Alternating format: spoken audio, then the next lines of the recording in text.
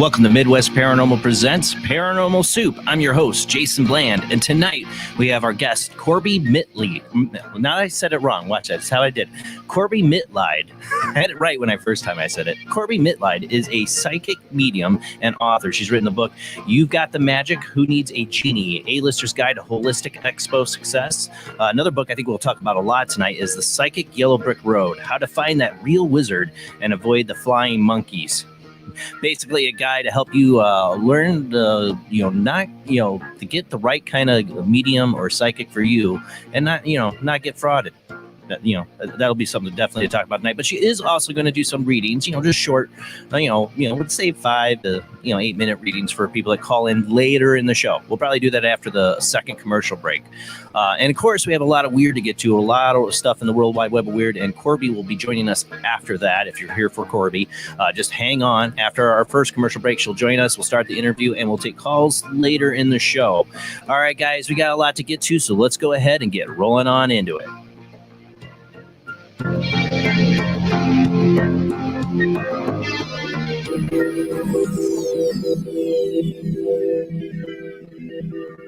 Welcome to another night of Paranormal Soup. I'm your host, Jason Bland. Tonight's guest, Corbie Mitleid. See, now I'm saying it wrong. Why I get Mitleid? I was saying it right to her. I said, "Is how you say your last name?" And now I'm saying it wrong. That's just me. I perpetually butcher names. Mitleid will be joining us after the World Wide Web of Weird in our first commercial break. But joining us now is my lovely co-host, Jamie D. How you doing tonight, Jamie? I'm doing well, thank you. I'm really excited to hear about these books. I think they're very important, and I haven't heard anybody else write on these topics before. Yeah, I mean, usually, it's a lot of psychic development and, or self-help. I mean, sure, she has that kind of advice, but, to tell you how to make sure you get the right psychic for you and, to avoid the pitfalls of getting scammed, it's some advice I think everybody could use that is interested in it. Also joining us from St. Augustine, Florida himself is Rob Autry. How you doing tonight, Rob? Pretty good. Whoa. Thank you, everyone. Okay, that's a little better. Like in a big audience hall. Yeah. Well, like I said, this is Corbie's first time, so it'll be interesting to have her on. Rob here will be running the World Wide Web of Weird, and we got a lot of weird to get to. So let's go ahead and roll into the World Wide Web of Weird.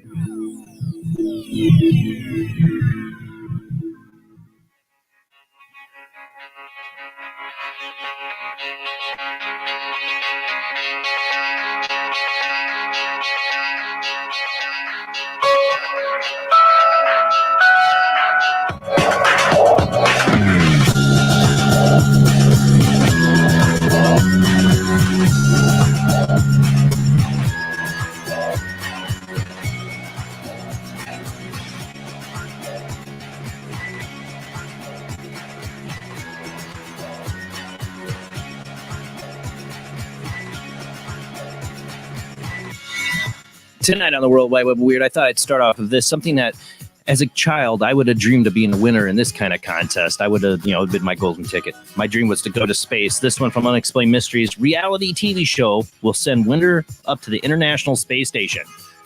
Now as an adult, I don't know if I'd actually want to take that trip. I mean, was it 2 weeks ago we had on the World Wide Web Weird about it having, air leaks? Yeah. Go to Mars and die. Yeah, right?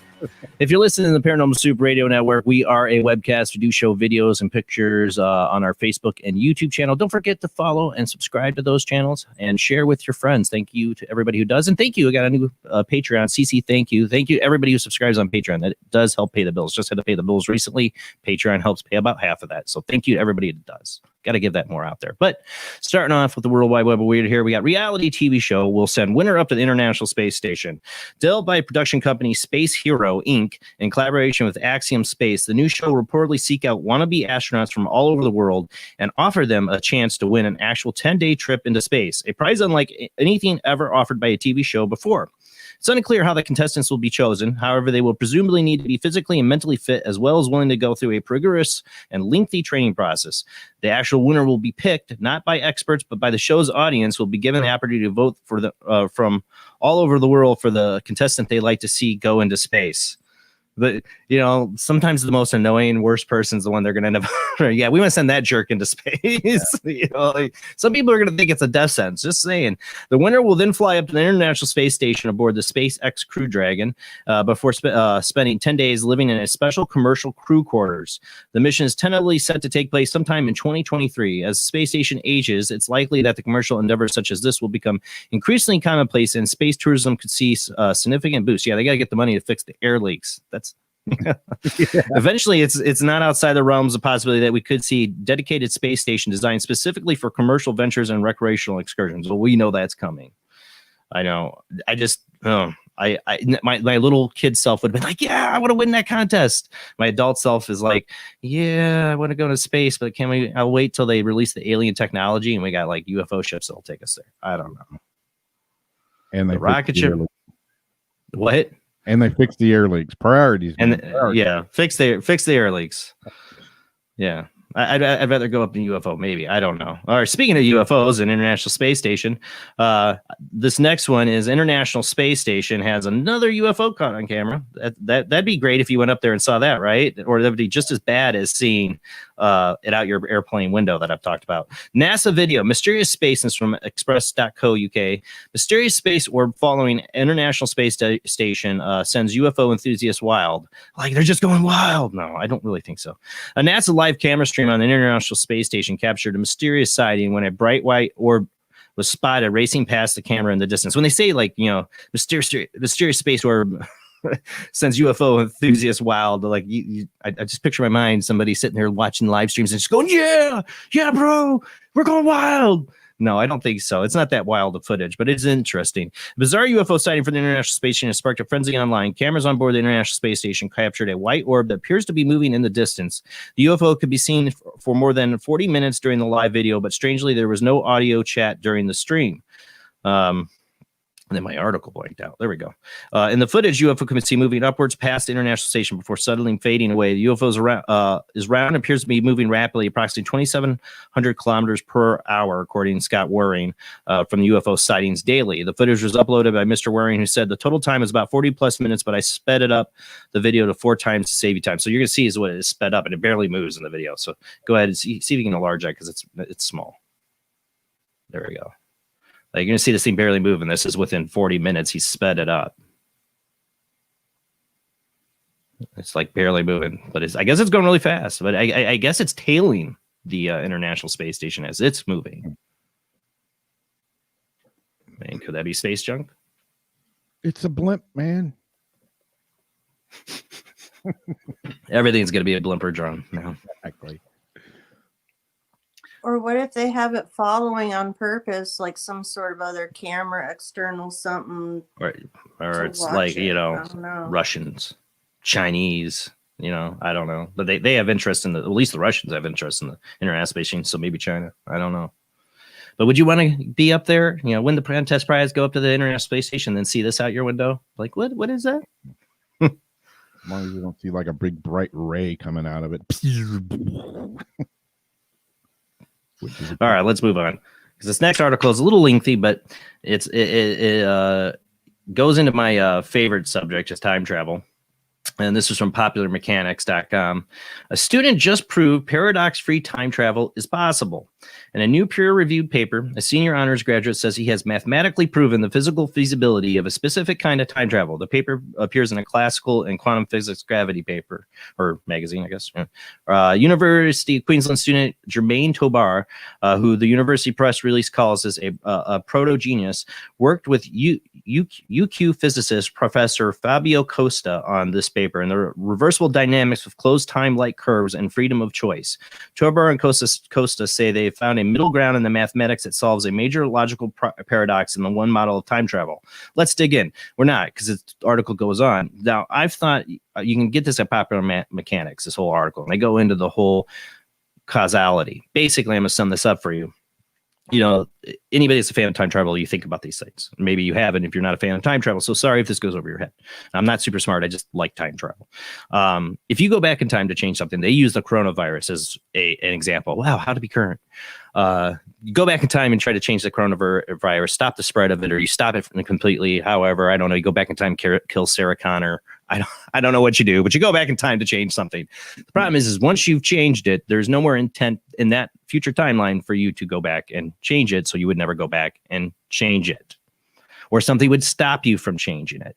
Basically, they've come up with a mathematical principle to show you how the universe will always self-correct and try to go back to that regular timeline. You might change something, but it's going to eventually, timeline's going to change back and in effect become the same timeline, that you're never going to be able to change it. And they've come up with a mathematical way that proves this theory, but I've always never liked that. This is a concept in time travel that's been around a long time, that you cannot change the past. You could travel back in time, but you wouldn't be able to change the past. That the past would stop you. The events would happen, or you are the reason those events happen. Those kind of ideas. I don't know. I'm a big, you split the timeline. You go back, you change something. It's parallel universe. Like there's multiple timelines. You just created a new timeline. The Back to the Future kind of deal. Like you go back, you create the Biff that has a casino and becomes very Trump-like. I don't know, very comparisons there. And then they change it back. Well, that was an alternate timeline. Doesn't mean it doesn't exist. I don't know. It's just my ideas. I love time travel. You can check this out at popularmechanics.com. They get into the whole math of it and all that, but I don't know. It just takes the fun out of time travel to think you could never go back and change things. There's a recommended book too. Stephen King's book about the assassination of JFK is a time travel book. And that he goes back to try to stop it. And he does. I don't want to give it away, but I just did. But I'll just say this: time tries to stop him. Like there's all these things that happen, like bad luck. It's kind of hilarious. Good book. Okay, let's move on. All right. Number 4.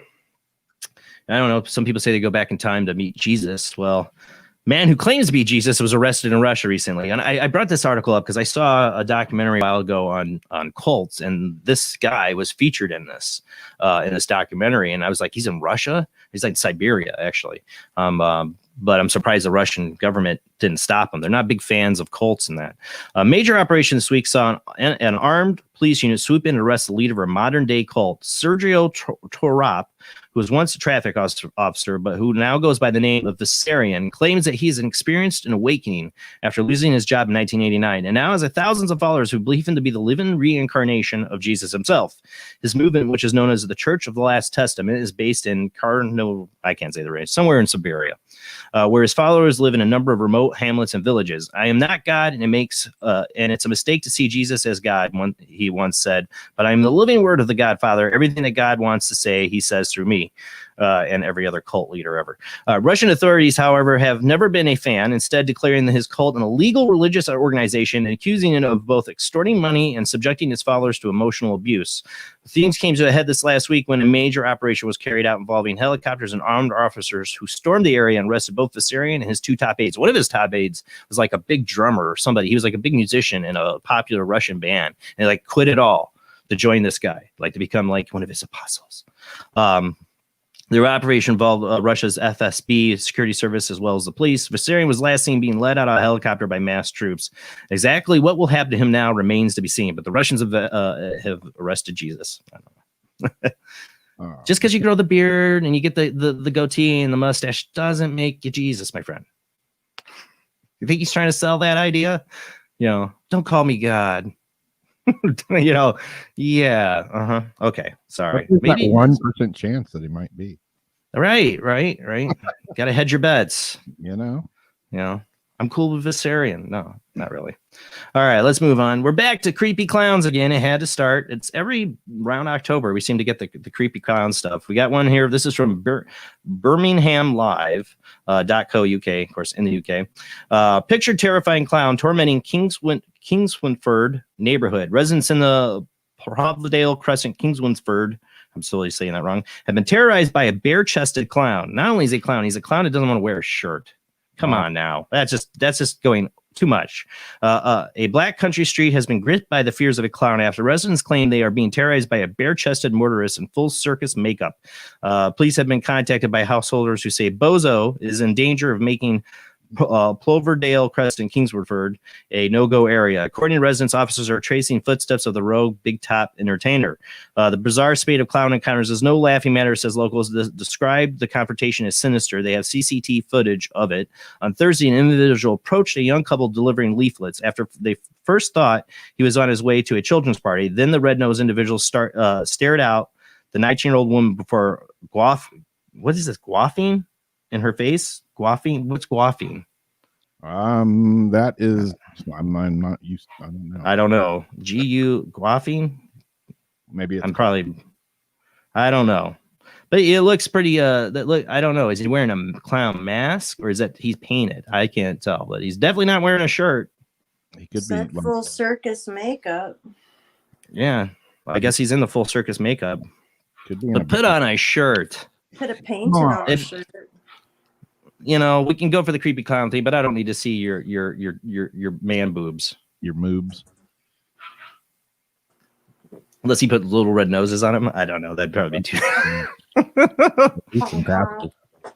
But, you know, it seems like we go through this every year. At first, I thought it was just like promotions for like it, you know, it was coming out like, oh, this is just some kind of, but I don't think it is. It's something more like, yeah, ever since 2016, it's like been continuous years of the clown, you know, like, especially during your Halloween. Oh, here's another idiot in a clown mask trying to scare people or clown get up. Well, I don't get it. Also, like I've been noticing, you know, because there's a lot of cosplayers on TikTok and things. So now as soon as it's close to like Halloween, everybody like already are out walking like, oh, let's walk in public in our, you know, cosplay. So you see just herds of people walking around in all their stuff now too. So how much of it is? Yeah, that's cosplay. I get that, but there's like a certain element to the clown thing. Like it's some really creepy guy that decides I want to creep people out, that gets in a clown outfit and stalks people, and they do really weird things. So I mean, sometimes it's people making up stories. What was it last year, the year before? We had a guy in my county, LaPorte County, make up a whole clown encounter. Like the police got involved and everything, and you found out, oh yeah, he was making up, which I called from the very beginning. Like none of that sounds real, because he was all. If the story is like, yeah, I scared off that clown, I hit him. Like, yeah, you didn't. That didn't happen. It didn't. It's like a 5-year-old tale. If your story is I ran from him, I got the heck out of there, I might believe you. you know. But when this guy was like, I pulled out my karate moves on him, I'm like, yeah, nope. Nope, it didn't happen. And it had to be my town. Somebody makes up a clown story. You know, my county. It's not my town. It's a sister town, right? Or the people that were chasing people down in the parks. Like that wasn't cool. Yeah. Well, yeah, That's exactly. It's how you get shot. Exactly. So making a shot. Yep, exactly. All right, we better move on. Speaking of naked clowns, well, we got a naked ghost. This is from Free Press, Dorncasterfreepress.co.uk. Naked man, ghostly figure is spotted in haunted Doncaster churchyard. This is a mysterious ghostly figure of a naked man captured by paranormal investigators exploring in a haunted Doncaster. See, I thought it was Dorncaster, but there's no R in it. Is it Doncaster churchyard? The strange image was caught on camera in broad daylight on Tuesday afternoon, and the husband and wife team who spotted the eerie figure say that no one else was at the St. Wilfrid's Church at Hickerson at the time. Lee and Lindsay Steer, who run the Ghosts of Britain Paranormal Investigation team, spotted the ghostly apparition during a live stream on Facebook. Said Lindsay, "We go all over the UK investigating hauntings.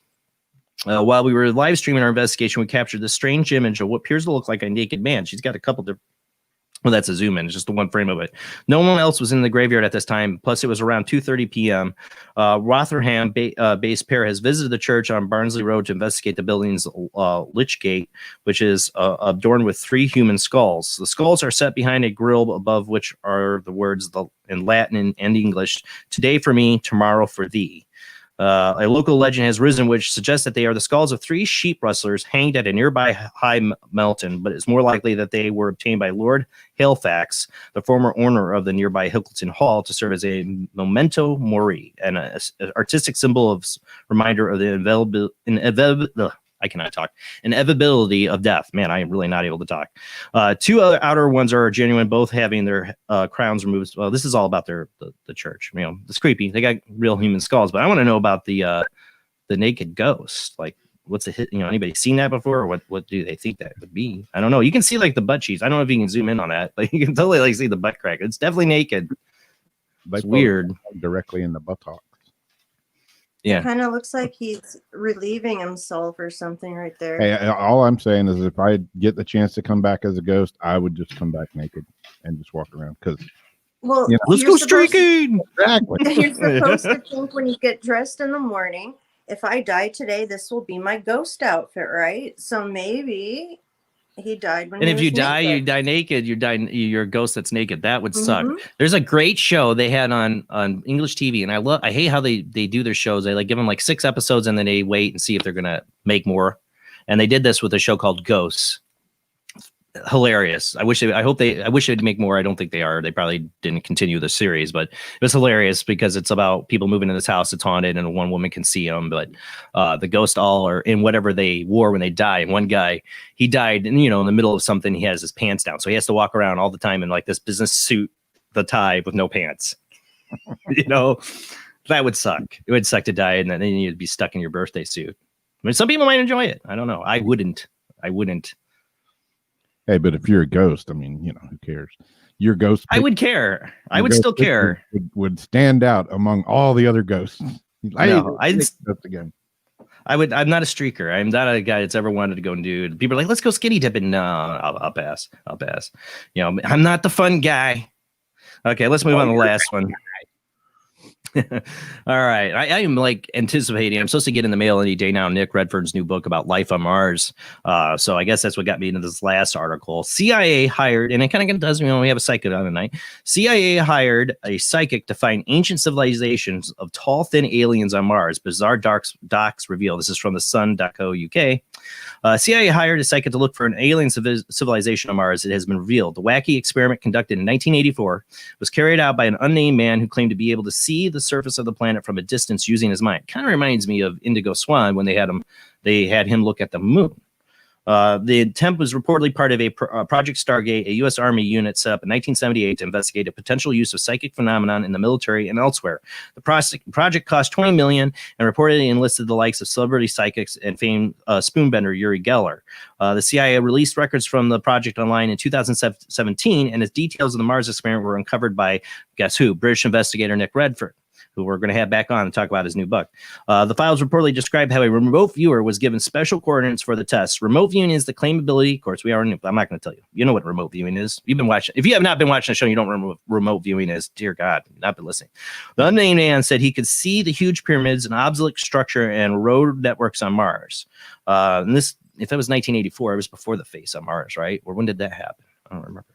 He then described a number of shelters visible on the surface of the planet, different chambers, but they're almost stripped of any kind of furnishings or anything else. It's like a sticky, functional place for sleeping, or that's not a good word, hibernations or some form. I can't get a real raw input. Storms, savage storms, sleeping through storms. This is like stuff he's saying during the remote view. Asked by a CIA agent who would sleep through the storms, the man claimed to be able to make out an alien race. A very tall, very large people, but they're very thin. They look thin because of their height, and they dress like in, oh hell, it's like a real light silk, but it's not flowing type of clothing. It's cut to fit. I don't really care about the fit of their clothes. You can just get that part, remote viewer. Asked to move closer to the creatures, and then he said they appear to be dying out because of environmental change. They're an ancient people. They're dying. It's part of their time or age. They're very philosophic about it. They're just looking for a way to survive, and they just can't. They evidently was a group of, or a part of them that went to find a new place to live. It's like getting all kinds of overwhelming input of corruption of the environment. It's failing very rapidly, and this group went somewhere, like a long way, to find another place to live. He said the aliens had traveled in larger boat with very rounded walls and shiny metal and found a planet with a lot of vegetation, volcanoes, similar to Earth. Mr. Redfern of Staffordshire has published his findings in a new book, which I'm waiting. I still can't wait for this book to come. Martians, the evidence of life on the red planet. Why exactly did the CIA feel the need to remote view Mars at all? He said, my own personal view is that Mars was once a thriving world with its own civilization, but something went disastrously wrong. When we put together that many very anomalies that have been photographed on the surface of the planet, such as the face of Mars, the ancient pyramids, and even strange life forms such as the facehugger creature, it's clear to me that life existed on Mars. If it's life like this facehugger from aliens, we're not going. The likelihood that it still exists, of course, is to get the answers. It will likely take a crew of astronauts to go there to the red planet and see for themselves. That could take time, though. And, you know, I don't show a lot of the pictures of stuff people find on Mars. Sometimes I do. I was going to show one of a dog. It really did look like a dog. And then I had to switch it out for something. But there's some interesting stuff. There's really some interesting pictures people find. And other stuff, I'm like, come on, it's just rocks. But there's some really interesting stuff they find, you know, and it'd be real interesting to find out if there are actually life on Mars. But that's it for the World Wide Web of Weird. We're going to go to our commercial break. When we come back, I'm just totally off here. Wrong music. There we go. When we come back, we'll have our guest, Corbie Mitleid. She is a psychic medium and author of books like Psychic Yellow Brick Road, which we're going to talk about tonight. We will take your phone calls later in the show, and I think Corbie will do a little bit of reading, but that'll be later in the show, so just wait. We'll give out the phone numbers later. But let's go ahead and get to our commercial break. We'll be right back.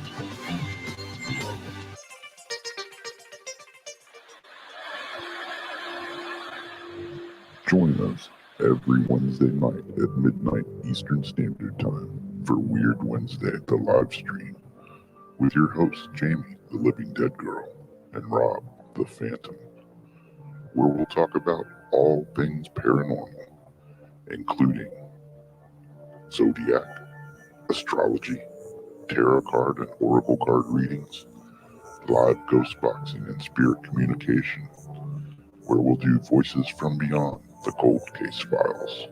So we hope you join us live on Facebook and YouTube every Wednesday night at midnight Eastern Standard Time. We hope to see you there. Bye-bye.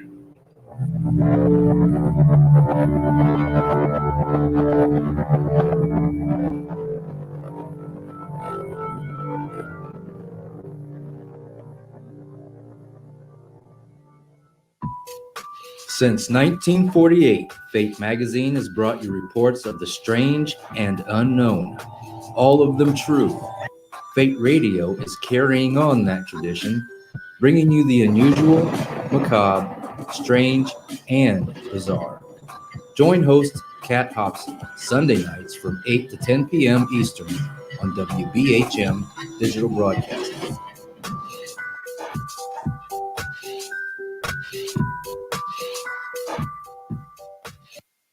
Of the second kind, physical evidence of a UFO. Close encounters of the third kind, contact. From Steven Spielberg, the director of Jaws, comes one of the most ambitious and unusual films ever made. And what you will see has never been seen before. It's a cosmic mystery crossing what many scientists believe will be the next threshold of human experience. It's called Close Encounters of the Third Kind. It begins in an Indiana town and leads to one inescapable conclusion. We are not alone.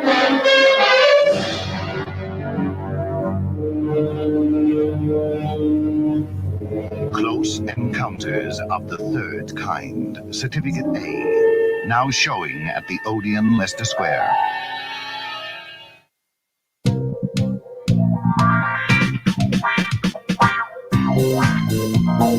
The night is alive. Join us and take a walk on the weird side when you tune in to The Kingdom of Nye, hosted by Heather Wade, the finest in late night talk. Listen live free weeknights starting at 9 p.m. Pacific time at thekingdomofnye.com, talkstreamlive.com, and the Paranormal Radio app.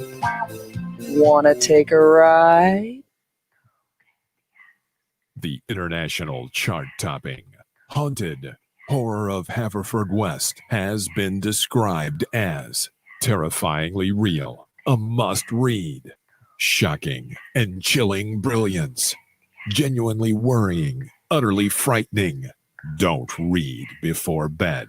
Described as one of the spookiest writers out there, best-selling author G.L. Davies presents Haunted Horror of Haverfordwest, the true paranormal account that is shocking the world. Dare you enter? Dare you read? Haunted Horror of Haverfordwest is available on Amazon, Barnes & Noble, Kindle, and wherever books are sold. Pray you never have to live there. Do you like rock and roll? Do you enjoy a good story? Wish You Were Here, a rock fantasy, is a book inspired by Badfinger. It will not only entertain you, but intrigue you. What is it about? Well, Thomas is searching for his bandmate and friend in heaven, and in spirit has helped pen this story. He meets an old friend and famous new ones on his afterlife voyage. Midwest Book Review said, Wish You Were Here, a rock fantasy, is a book inspired by Badfinger. It's a quirky story by Joyce S. Isaacson and is unique, original, and deftly crafted metaphysical novel that showcases the author's genuine flair for character and narrative-driven entertainment that is simply riveting from first page to last. Wish You Were Here, a rock fantasy, is now available on pennantpublication.com, amazon.com in paperback and hardcover, and also on Kindle Unlimited. So check it out now. Wish You Were Here, a rock fantasy. Switch to DCS ranging. 240, nominal to profile. We're in the pipe. 5 by 5.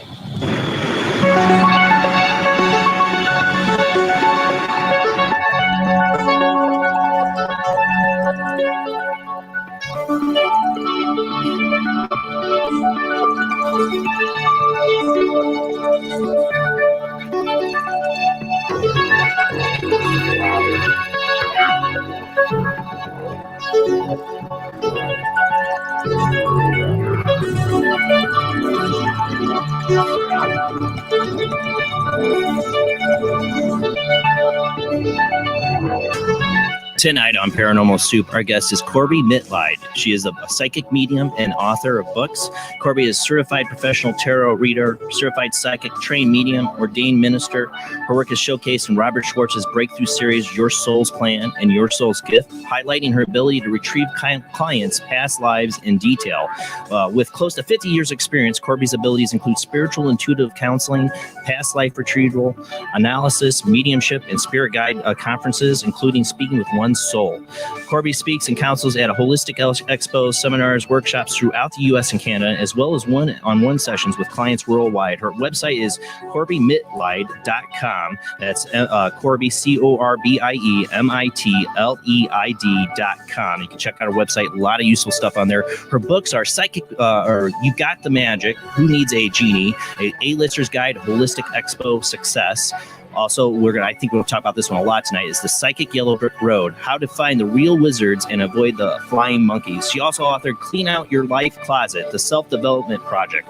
We're going to talk about her books, her experiences. This is her first time on the show, and we will do some readings later in the show. I'll have Corbie give out the rules, how she wants you guys to do that. But we will open up the phone lines. Just wait till after the second commercial break. I'll open up the lines in. But let's go ahead and get to our guest.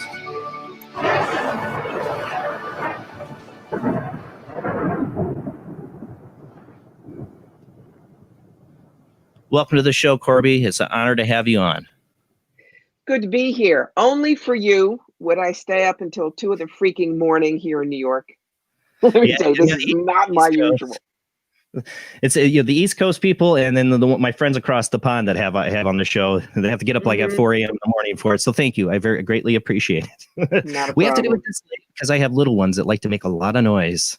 I have to wait till they're in bed and quiet. Don't have the nice sound studio. I would love to do it way earlier because I probably get a lot more views. All right. But it's an honor. It's an honor to have you on the show. I gave a little bit of bio there, but I don't know if you want to tell the audience a little bit more. How did this start for you? Is this from childhood, or what? How did you get involved? You're asking for the 30-second elevator speech. Sure. Okay. When I was 9, I read a book called The Witch Family by Eleanor Estes, and instead of thinking, "Ooh, that's scary," or "Ha ha ha," I thought, and your point is, there was magic in the world. And it was the magic. I wanted to go find it. So fast forward to 1973 when I was a senior in high school. Yes, my darlings, you can figure my age from there. That was the year Live and Let Die came out with Jane Seymour as Solitaire. Oh, that's my favorite Roger Moore James Bond movie. There you go. I was working part-time at Spencer Gifts. They had the James Bond 007 tarot deck, and I bought it. I mean, we were all wanted that. Then. Elephant God, bells, I want that deck. Fringe jacket, and they still make it. It's just called Tarot of the Witches. It's no longer the 007 deck, but the pictures and the cards are the same. Yeah. So anyway, there I was. Cards fascinated me. So I was reading for a long time. I mean, 5 years later, everybody else went to roller skates and disco balls. I was still reading. So for 20 years, I read for friends, making sure I'd be a clear channel for the information that would come out. So all of a sudden in 1994, I could, without training, do hands-on healing and talk to dead people. That's when Spirit said, "Hello, here's your draft notice. You're working for us." So I did it part-time. Meanwhile, the normal career was actress, author, inspirational speaker, legal assistant, video producer, executive recruiter, and comic book writer. I wrote for 10 years for a wonderful series called Elf Quest. Wendy and Richard Pini. But on 9/11, my husband and I watched the towers burn. And I said, I've got to do this work full time. People need to know there are other answers out there. And he looked at me and he said, "I believe in you, go do it." So for a year, I still worked for the executive recruiter for a woman who used to throw files at my head when she didn't like what I told her. But after a year, I knew that I could make a living at it. I went in, figuratively peed on her desk and left, and I have never looked back. It has been a glorious, glorious full-time career. Figuratively. We've had some stories about people pooping on a desk when they quit, but no, it's nice, but see ya. So. Well, that it is. I have made a couple good friends that went full time doing a business as a medium. It's a leap of faith. It's yes. Yeah, it's why I did it for evenings and weekends, everything I could do while I still held the 70-hour-a-week job, because you have to know that you're willing to go into this, as I say, full goose bozo. You just need to leap into it, but you also have to have some idea about how to set up a business. This is not Mickey Rooney and Judy Garland put on a play in a barn and 2 weeks later it's on Broadway. That does not happen. This is work. Yeah. So. Oh yeah, I've seen my 2 different medium friends. One's passed on now, but watched them build their career. It's a career for them. They're honest mediums who are really good at what they do, but the business side of it, is stressful. It's hard. It can be hard to manage. Yeah, but for these gifts that you had, that book changed. It makes me think. I mean, I've had all these different experiences since I was a kid, and I got into tarot too. Like I wanted to read and do that. And then I got kind of scared of it. I got kind of scared of the tarot and some of the stuff that happened. Well, I started doing phone call readings, and I did a reading for this one gentleman who I was picking up some this is before 50 Shades of Grey, but it was very 50 Shades of Grey stuff going on with him. And he was just not having it. And the next thing you know, it was like really dark in the room I was doing this in. And there was lightning flashing. There was a storm going on, just all the right elements for a good tarot reading over the phone. Right. And I saw this gentleman in a suit sitting on my couch. He looked like dead. Like his skin was like, and he smiled at me. It was like the creepiest smile. And it was like that long. And then he was gone. And I was like, okay, I'm gonna let you go now. And I hung up with that guy. And I didn't do readings for a long time because I'm like, okay, I didn't know that would happen. Jason, at that point, did you know how to ground, center, and shield? No, not at all. I was totally winging it, man. Problem. I know now. Yes, I've been told. Louise, son. I was 20s, wild, adventurous. It's why I tell people, when I lecture, it's Psychics 101, the good, the bad, and the Cleos. And there's always how many people here use Ouija boards, and their hands go up. And I just look at them and I explain, guys, playing with a Ouija board when you don't know how to ground, center, and shield is like throwing open your door in a strange neighborhood and yelling free beer. You do not know who's out there, but they heard you when they're coming. And yes, we've had Jane Roberts, we've had Esther Hicks with Abraham, and they started Harley. This is the rescue cat that we saved from the Bronx crack house. They started with Ouija boards and then moved on. Yeah. But that's one thing. I have had to handle a couple of terrified teenagers who the first time they put their hands on the planchette and said, "Who's there?" Yeah. Spelled very fast backwards was, "I have an axe and I'm here to kill you." Trust me, that's not Uncle Danny. Yeah. And for everybody who says, "Oh, it's in the toy department," because someone will come up with that, I say, okay, fine. In the audience, who has a kid or a grandkid under 10? And a bunch of hands go up. I said, you. How old? 7. What's his name? Bill. Okay. Bill comes home from school and says, Grandma, I got all A's on my report card. You said I could have a toy. And you go to the toy department and he goes to have a box that says, "My first chainsaw." It's in the toy department. Are you going to let him play with it by himself? No. So have a brain, guys. And they make them in pink. Why I did this. No, Corbie, they make them in. I got a glow in the dark one, but they make them in pink. They're like pink little girls Ouija board. I remember I work retail, and I remember these people come into my store when they got a little bag there, and I could see through the bag this little this Ouija board, pink girls Ouija board. I'm like, guys, when I went to visit Fort Ticonderoga, my husband used to run a Revolutionary War museum, so we went up to see Fort Ty, and in the gift shop they had Revolutionary War rifles, and the girls was bright pink with a butterfly on it. That's not going to win you the Battle of Trenton, pumpkin. I mean, get it, please. So but see, people don't believe. They think it's just a game. They think it's an innocent game. Mm-hmm. Kids are just making stuff up. It ain't real. And I've been a paranormal investigator for a number of years. I've had many investigations start. So we were using this Ouija board, and you want to whack them. You just no. But it also, back when I was stupid and I was doing the tarot card, I didn't have any problems up until that point. I was able to predict stuff with people that was going to happen. I didn't even understand it at the time that I was predicting it.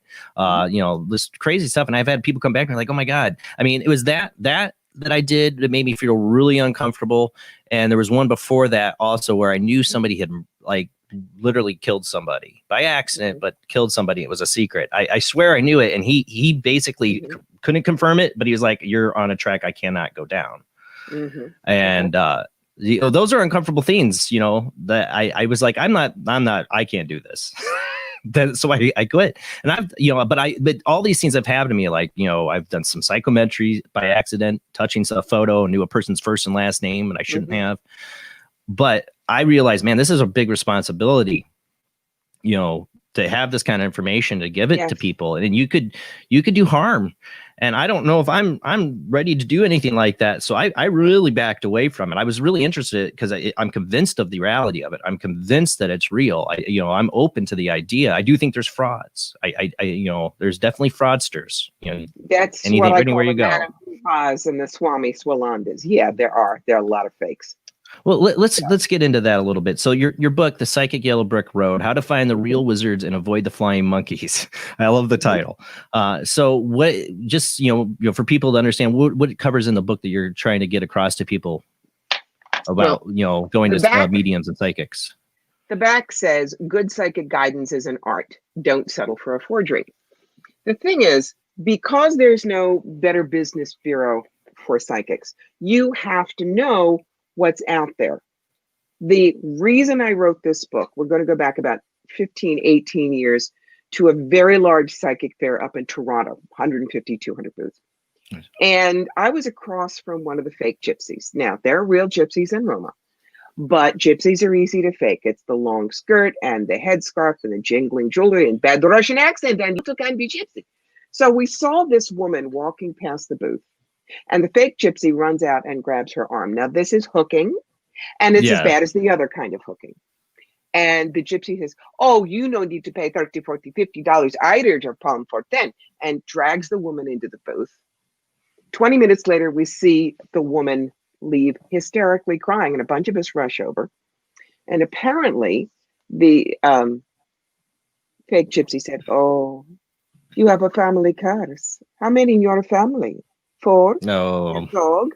$50 every family member, 25 for a dog. He's small. We fix. And told the woman if she didn't burn 400 specially blessed candles at the Roman Catholic Church, I bless real good, only $1 candle, her entire family was going to die in a car accident in 2 weeks. And the woman bought it. And why do people buy into this? Because they don't know any better. And they're scared. So that's when I started doing my lecture, Psychics 101. Yeah. And it's out of that came the Psychic Yellow Brick Road. It tells you how to find a good psychic, what kind of questions to ask, what we can do, what we can't do, what you as a client should not do. And yeah, there's a chapter at the end, could I do this too? But there are enough psychic development books out there. Right. You don't need that from me. You need to know how to keep yourself safe. Yeah, that's what I thought was really interesting about this. Yeah. And I don't care if you never come to me. This book, I'm not one of those psychics who writes a book to say my aura don't stink. Oh, please. There are a lot of other good psychics out there. And if you read this book and you find one and you never talk to me, that's good. It's the old idea about, all boats rise on the tide. When you've got a bad psychic, all of us get tarred. Yeah, exactly. So. Yeah, no, that's exactly it. I mean, I've definitely had people. I've had people send me messages, doing this show, like, "Hey, Jason, I have this psychic that says I'm my family's cursed, and they want another $400." I'm like, "Wait, another $400? So you've already given them $400? Oh my god, I don't know what to tell you. Like, get out, stop. I've had those messages. I've had those emails and messages on Facebook from people like, "Should I give them money?" I'm like, "No." I'm not saying psychics shouldn't charge. People, I definitely believe I've learned. I remember the first time I did a tarot reading for money was another tarot reader made me sit down. She said, "I'm paying you. You're going to give me a reading." I'm like, "Oh, no. I can't take your money." She's like, "I am paying you and you're going to give me a reading." And I did. And I impressed myself. I couldn't believe how, I never met this woman, and I was nailing stuff with her. And she goes, "See, she said something to some people like, oh, that's a load of." I'm like, "But I wonder," she said, "it's a permission too. Not, I should get something from this, but it's also that energy of money being exchanged is a permission. I'm giving you permission to read me." Yes. There's something on the table that made this meaningful. And that's what made that reading so good and why you did so well. And I was like, I did do really, really well on this reading. So, This is really important for people to understand. When I go, my 4-day shows in Kitchener, Ontario that I used to do. All right, so that's a 7 or 8 hour trip from where I am in New York up to Kitchener, Ontario. That is Thursday, Friday, Saturday, Sunday, Monday. That's 5 nights at a B&B or a hotel. It is paying for the show. It is paying my front person. Of course I have to charge you. And when someone comes up to me and says, you shouldn't charge because God gave you this. You're just greedy. You're not spiritual if you won't give me a reading for free.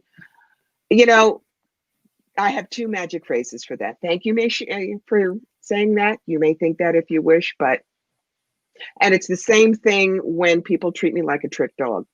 They stand in front of the booth and they go, well, tell me something that you couldn't know about me. And if you're right, I'll have a reading with you. And I look at them and I say, I'm sorry, I don't roll over and fetch either. And I turn my back and they don't come in the booth. I've been doing this long enough. I read 1,200 people a year. I don't have to prove myself to anybody. Thank you. Yeah. But if you come to me and you're an honest seeker, you really want to know, you respect me, I am happy to have you in my booth. And for the 15 minutes or half an hour you book me, I am laser focused on you and what I can bring forward for you. Fair is fair. And, you know, I also think it's like if you just did it for free, you know, which that's not how this works. That's not how the world works, people. Mm-hmm. Like, why do you have to be free for your services? You know, when everything else in life, everybody has to pay a share for somebody's services. It's a service. It is a service, God-given gift or not. There's so many, you know, there are 5 examples that I use in Psychic Yellow Brick Road.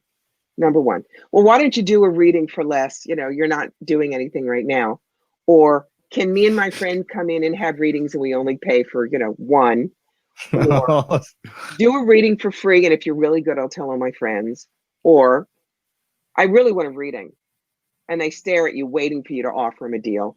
Or like I said, if you won't give me a free reading, you're not very spiritual. But when I turn it around and give them 5 other professions, well, why don't you cut and color my hair, but just charge me for a cut? At least, you know, you're not just sitting at the chair. Or why don't you install my dishwasher and fix the leak in the sink, but I only pay you for 1 service call? Or clean my house 2 or 3 times, and if you're really good, I'll tell somebody. Or they go into a very posh store in Rodeo Drive. I really would like that dress. Stare, wait. Or they go to a doctor. Why won't you cure me for free? You're not very compassionate. You just want me to die. Now, all of those sound insane. But when you hear it to a psychic, oh, well, you know, that's real. Yeah. No, it's not. Yeah, I think that, and I, you know, some people have told me I'm a fool for believing that the tarot lady, you know, her explanation, but something sat right with me too. The exchange of energy, of permission, you know, that has to be given too. There, you just don't walk around down the street. I'll ask you this: we're not going to name any certain shows or any certain celebrity psychics. Yes. We won't name. Yes. That's up to you if you want to. I don't care. But I'm not going to put that on you. But there's certain celebrity shows, you know, psychics that are like just walking up to people on the street and going, oh, did you have, you know, like just go, what are your thoughts on reality TV and the portrayal of psychics? Well, I'm going to say the Long Island Medium.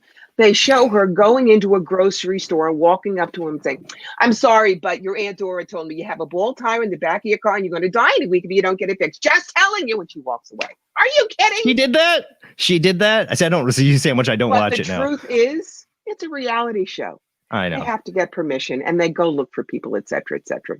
It is. But it's staged. Anybody does that to you, that's a drive-by psychic shooting. I'm sorry. Yeah. Who the hell are you? And, you know, get out of my face.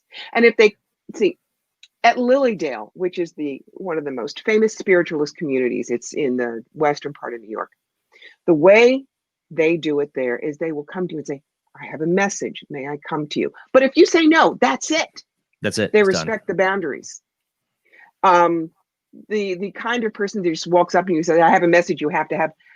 That's their ego, baby. Who died and said that God has them as their number 1 megaphone? No. You have a right to say, I don't know you, so I don't trust you. Stay out of my face. And if they keep following you, that's harassment. You go talk to the store manager. I am serious. Well, no, exactly. I mean, you know, do you think there are, some mediums who can't help it? Like it's the Whoopi Goldberg ghost scenario where somebody's being pestered by a ghost. Like, listen, I got to talk to you because they won't shut up. You know, do you think that there's any reality to that? You know how Hollywood portrays it, you know, and I think that's what people see in their mind. That's like the guy in a bar saying, I'm sorry, I have to talk to you. You're just so gorgeous. I can't get you. It's called harassment. Yes. No, what if you're a professional, you set up the deal with your guides. I've set it up with mine that you don't, the shop is closed unless you sit down with me and there is an exchange of money or a gift pro bono, or you're a friend. Because that's the only way that people will trust us. You're not reading my head as I go by your booth. They're afraid of us. And that's why they think we have no boundaries and no understanding of privacy. You're right. Yeah, that's what the reality shows portray. Because I mean, I had one person, somebody that is really into the paranormal, is like I met doing investigations, and I talked about bringing a really good friend of mine, Katrina Cooper, who's a medium, and he was like, I don't know if I can do a medium. Like, I don't know if I can do a psychic. Like, he's scared. He's like, there's stuff in my past. I don't want to, like, I'm like, chill out. I mean, like, she's never disrespects people's boundaries. If there's something you don't want her to know, I don't think she's gonna pick up on it. If she does, she's not gonna say anything. Honest. I go and I say, look, I've been a 3-time cancer dancer. I don't want any kind of health information from you. I'm not asking. There is one medical intuitive in the US that I trust above all, and that's my friend Stacey Wells. Because when I had microcalcifications on my mammogram in 2004, I went to 5. 4 of them told me I was fine. She said, kid, I'm sorry, it's cancer. It's this kind of cancer. It's here and it's here, and this is what they're going to have to do. And she was absolutely right. Yeah. That's you're talking about the most dangerous territory for a medium or intuitive medium medically. Exactly. That's the most dangerous territory. Life decisions there. Exactly. I will trust her. She can literally look into your DNA. She has found brain tumors, people admit. She is brilliant. But I don't know that anybody else is going to be that good. It's okay, fine, if you give me a bad tarot reading. Right. But there was a week before I got married in 2002, there was a very famous First Nations reader who shook my hand and said, oh, stomach cancer, within 2 years, you're going to have a terrible time getting rid of it. I didn't ask him. This was a drive-by psychic shooting. Right. Obviously, there was nothing. But it's that kind of thing that tells me that your ego is way higher than it should be. You cannot have an ego when it comes to your reading. As John Holland says, we are the tool. The hammer does not go strutting around on my back deck and say, wow, look at this Trex deck. Isn't it great? I did. No. My husband held the hammer and whacked its head against nails, and my husband built it. We are just the tool. We are just the hammer. Whoever gives the information, guides, big guy upstairs. And the sooner you realize it, the less your ego is going to be in the way. Besides, if you're worried, am I sounding right? Am I sounding wrong? You're going to muddy the message. Perfect example. There's a chapter on miscarriage and abortion in Rob's second book, Your Soul's Gift. And I was channeling this woman's higher self, her soul. And when I do that, I go and I read a book somewhere. I'm just not there. So when the book came out, like a kind of Akashic Records kind of thing, like so you read a book, yeah. Well, whatever magazine, I don't know, Tiger Beat. But when the book came out and I read that chapter, I called Rob. I said, Rob, I did not do this. He said, yes, you did. And he played me back a little of the recording. What her soul was telling her is the exact opposite of what I personally believe. And the fact that that came out for 45 minutes flawlessly means that my ego was not involved and she got her true message. That's key. It really is. That reminds me of like one of my favorite things when I was a kid. I discovered a book, The Sleeping Prophet, Edgar Cayce. Mm-hmm. My mom had a copy of that, and I found one of the most fascinating things is he'd give these readings for people. He'd be in this hypnotic like state that he put them in, and he would say things that went against his own personal beliefs as a Christian. Things that opened up him and his family's mind later on in their lives. But for the earliest readings on, he was saying stuff that went against actually his core Christian beliefs that he was raised on. This was coming from something else. His ego was not there. So that is an interesting facet that you were able to tell somebody something like that went against even your own beliefs. You don't even remember it. Nope, it's what I call Omega brain. Does not go in. That's interesting. When I would do tarot readings, a lot of times people come back, you told me this and this. I'm like, I honestly don't remember what I told you. We can't. Going back, remember I was talking about Kitchener. It's opened 3 to 9, 10 to 9, 10 to 9, and 10 to 6. I read between 60 and 70 people in those 4 days and do 2 lectures. I am laser focused on you and whatever is coming out of it. It's why I always record the session for people, because they'll never remember everything and they're taking notes. They're not listening. But if they came back to me the next day and said, remember, I'd say, no, I do not remember. I'm awfully sorry. But I do a core dump. The minute you get up and somebody else is here, it's you take the Etch a Sketch, you do this, so it's clear for the next person. Yeah, so I always wondered that. I've heard that, and I know from my personal experience, I remember very little. Hold on a second, I've got something caught there. I remember very little. Like, I mean, even with friends, like when I were early on, really reading for friends, you think, well, this is their lives. I would remember what I'm talking about. I don't. And they might like even like right. Yeah, even my cousin and his ex-wife came to me and said, "You totally predicted like our whole divorce and everything." I really don't remember what he said. They laid it out for me. And we love it when people come back and tell us, because no, we're not going to remember what we said to you 5 years ago. So, one of the things is too that you see, reality TV has a big impact, I think, in the last 20 years for psychics and what people's expectations. Before, it was movies in Hollywood, which is really bad. Really bad. Yeah, it is.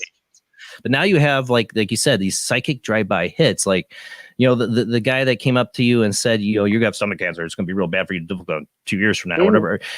If that's the case, why even say anything to you if you can't do anything about it? Like, why even say that to you? I don't. Because they believe not having boundaries makes them more real. I think it makes them more rude. Yeah. No.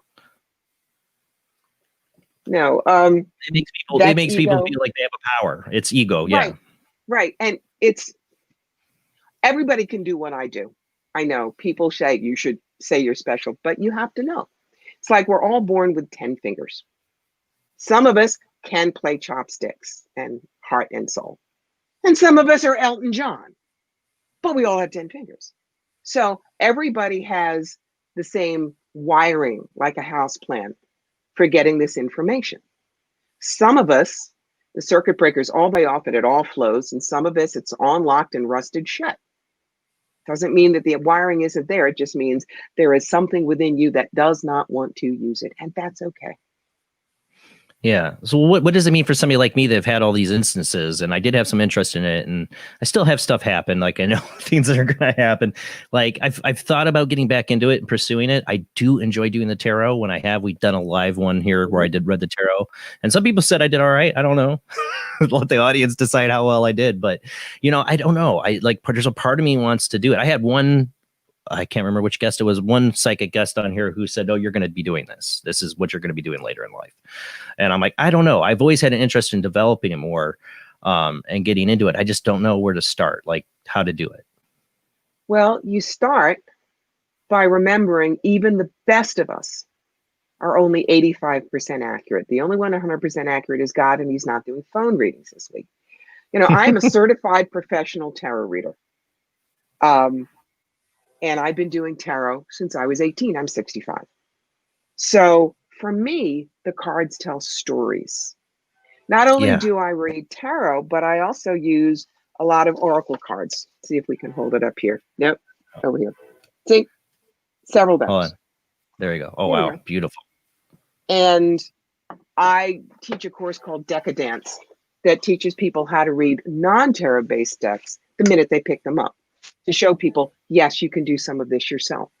But when you are going to be responsible for reading for a stranger, when they don't know, then that's when you have to treat it like a business and be a real professional.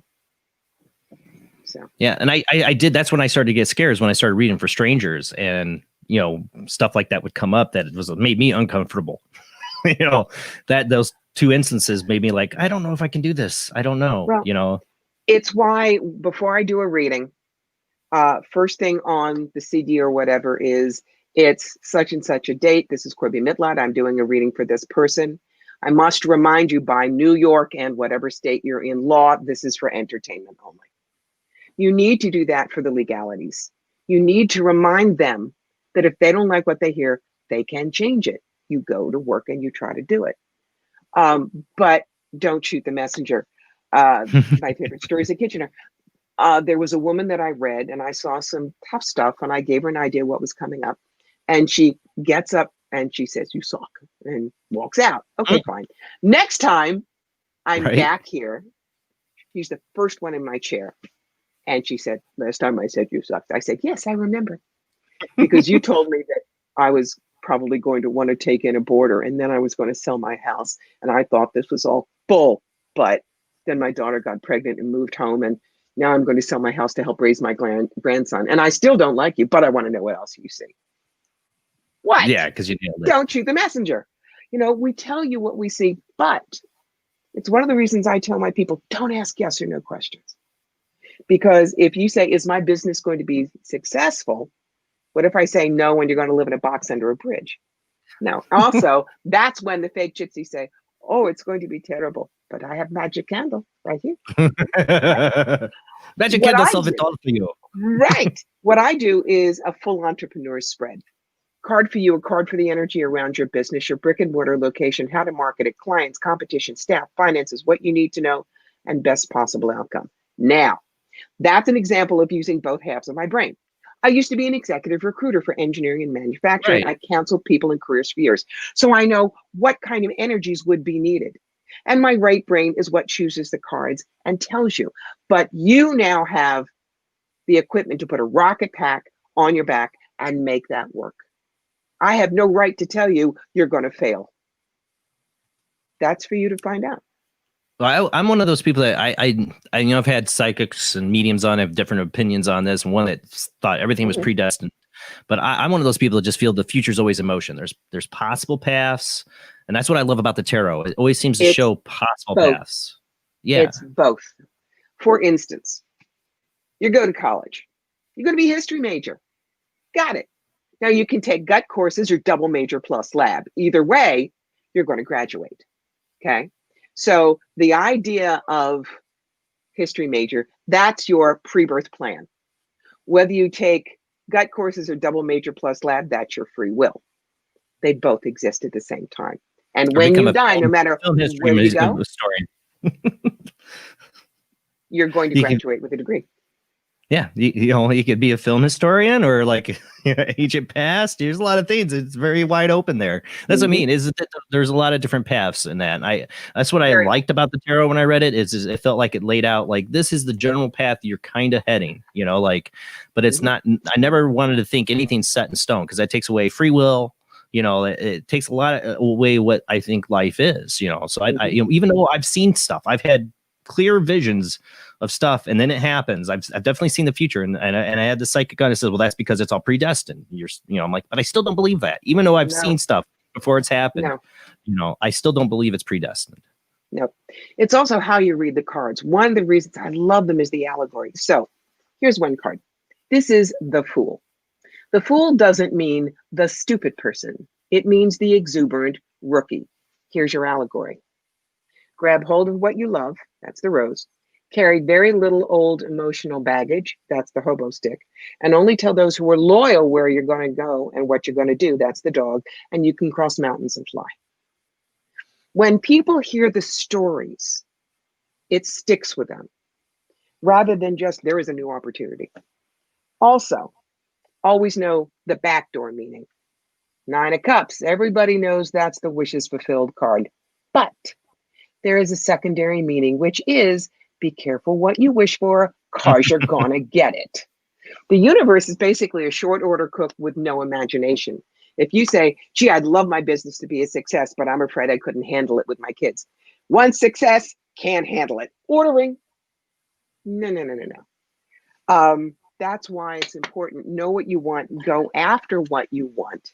And don't give the universe any whoopses. Okay. Well, I think that's why magic can be. I believe people that practice magic in different forms, ritualistic, it's got power, but a lot of times it has a backlash effect because it's like you're getting directly tuning into the wish machine there, and you might get what you want, you think you want, but there's always like a catch, you know. Yeah, I mean, I'm going to one teeny little political thing. In 2016, I kept checking with my guys. Is Hillary Clinton going to win the election? They always say yes, and she did. But she didn't win the electoral college. Now I'm asking very specific so that I see exactly what I want in January. I'm not going to go into that, because you have listeners from both sides of the fence. But that's when you learn to ask the right question. We asked the spirit. Go ahead. So we do live spirit box of the show, and we would ask, like, do you know? And they get stuff that stuff we get voices come through, and they get stuff wrong, but it said Trump like 3 times that we asked. We're like, no. And it did. We got it. So you can go back past episodes. It did say it. Mm-hmm. I don't know. But we were in denial. I've had psychics that are, it's the Joe and Kamala hour. So that's another example. Our egos are so wrapped up in this. We are all in America so invested, you can't get a clear answer. You're going to drive yourself nuts. Does that seem to be like kind of the trick to it? Is you can't be so invested in the energy you read or what you're trying to foresee. If you're detached from it, you're able to see more clearly. It's one of the reasons why a lot of psychics, including me, we can't read for ourselves if we're very, very invested in something. That's when you go to a friend. I'll go to Stacy. I'll go to Bernadette Carter King. I'll go to Anita Merrick, Crystal Wind, who's a certified tarot master, because they are not hip deep in the, oh my God, what ifs. Right. They can stand outside it and give us answers. No, that makes sense. Like a doctor shouldn't practice on themselves, Not at all. There's this. I just saw what it was. I saw a recent article. It was going around of the flooding or whatever, and there's a psychic truck in the flood, and like, oh, they couldn't predict this. I'm like, oh, come on, because it was one of those call a psychic that had all of the trucks. Yeah, but I'm like, but that's the thing. If a psychic could predict their own downfalls and the things that are going to happen to them in life completely, they'd be God. And they'd have no problems or worries whatsoever. Life would be just a pure love lottery number. Lottery numbers. People come to me for lottery numbers, and I go, me first. Besides, if your psychic isn't at least driving a Lexus, how do you know they know? Right. And they go, oh yeah, I guess. Yeah. Every psychic would be, I don't need to do any readings. I'm just going to go play to Powerball tomorrow. I'm on track. Yeah. From your mouth to God's ears, honey. But no, it doesn't happen. I do know some people that are really heavily into remote viewing that are like trying to remote view the lottery numbers or having some interesting results that are, they're going to go for the big one. But are they? I don't know. Will they win? I don't know. It'd be interesting. I mean, if you had the ability to do is watch and sell popcorn. Yeah. Or ask them, okay, did it work? How did it work? Let me know. I'm going to totally learn how that worked. But it seems like people are like, oh, that'd be abuse of your abilities, and there's some stuff like that. Again, back to Edgar Cayce, I remember people trying to trick him when he was in his state before his wife would sit there and take notes for him. He'd let people in and ask, and they'd be like, okay, where can I drill for oil that I'm going to find oil or whatever, and he would give them, and they would, but then he'd like have horrible health effects like from it, like headaches, and like it was just like a bad thing. So you wonder if there's a side to it that you're not allowed to use your ability for wanton material gains sometimes like that. I just know that personally, I don't want to, whether that's because God has put in my head, don't do that. I don't know. I'm just trusting that I don't feel like it's an important use of my gift. I don't know. Maybe that's why I haven't gone forward with it, because I'm like, if I could use it for that, I might. It'd be nice. You can't blame people, but that's how it is. Now, for people that are looking to get a reading, I've had people ask me that, like, can you recommend a medium? Like, yeah, sure. I've had tons on the show. Who do you want? But I hate answering that. I usually do direct them to like some of my closest friends that I know for sure that read are really good. And sometimes that works out great. They're like, they were wonderful. And I've had some are like, they didn't really hit it, but I'm like, I know they're good. They've read me and they were right on the money about stuff they shouldn't know. I mean, sometimes mediums are off and all that, but what is the best way for somebody to approach finding a medium? Where should they start? Well, or psychic? I have a mnemonic. What's a mnemonic? PTA, Parent Teacher Association, guys. It's the initials. All right. P stands for professionalism. Are they professional? Do they, come across as one? Do they not meet you at the door in a bikini or bathrobe? Did they, things like that. S stands for shared references. If you're going to somebody new, always get references, more than one, so you can make sure they're not one-trick ponies. P.S. Y stands for you are in charge. Remember, again, the 85% rule. No psychic should ever tell you that you're cursed, that you have bad luck, or for some reason they're the only ones who can ever get things right for you. I never tell people I'm the only psychic you should say. C stands for charges. Remember that we have a right to charge, and psychics can be, $10 in Jackson Square to Sylvia Brown used to charge $2,000. Oh God! Don't get me started on Sylvia Brown. Y-C-H. Here, I can fix anything for a price. No psychic can make your neighbor move away, get you a job that somebody else should have gotten, get somebody's husband to leave so they fall in love with you, or give you the lottery numbers. I is inappropriate actions. And this one I'm going to go into very briefly because this is important. What's an inappropriate action? The psychic tells you that your house or your finances or whatever are cursed. So they need to take the deed to your house, your stock portfolio, your jewelry, and put it on their altar and bless it. Darlings, I love my brother. I wouldn't let him take that stuff. And you may know your psychic for 15 years, but do you know our cleaning lady? Do you know the people we have over for dinner? Right. Trust me. You want us to bless it? We can do it from here. The psychic tells you that they knew you from a past life. And so you have to wrap their, your life around theirs or give them money or whatever. I'm sorry.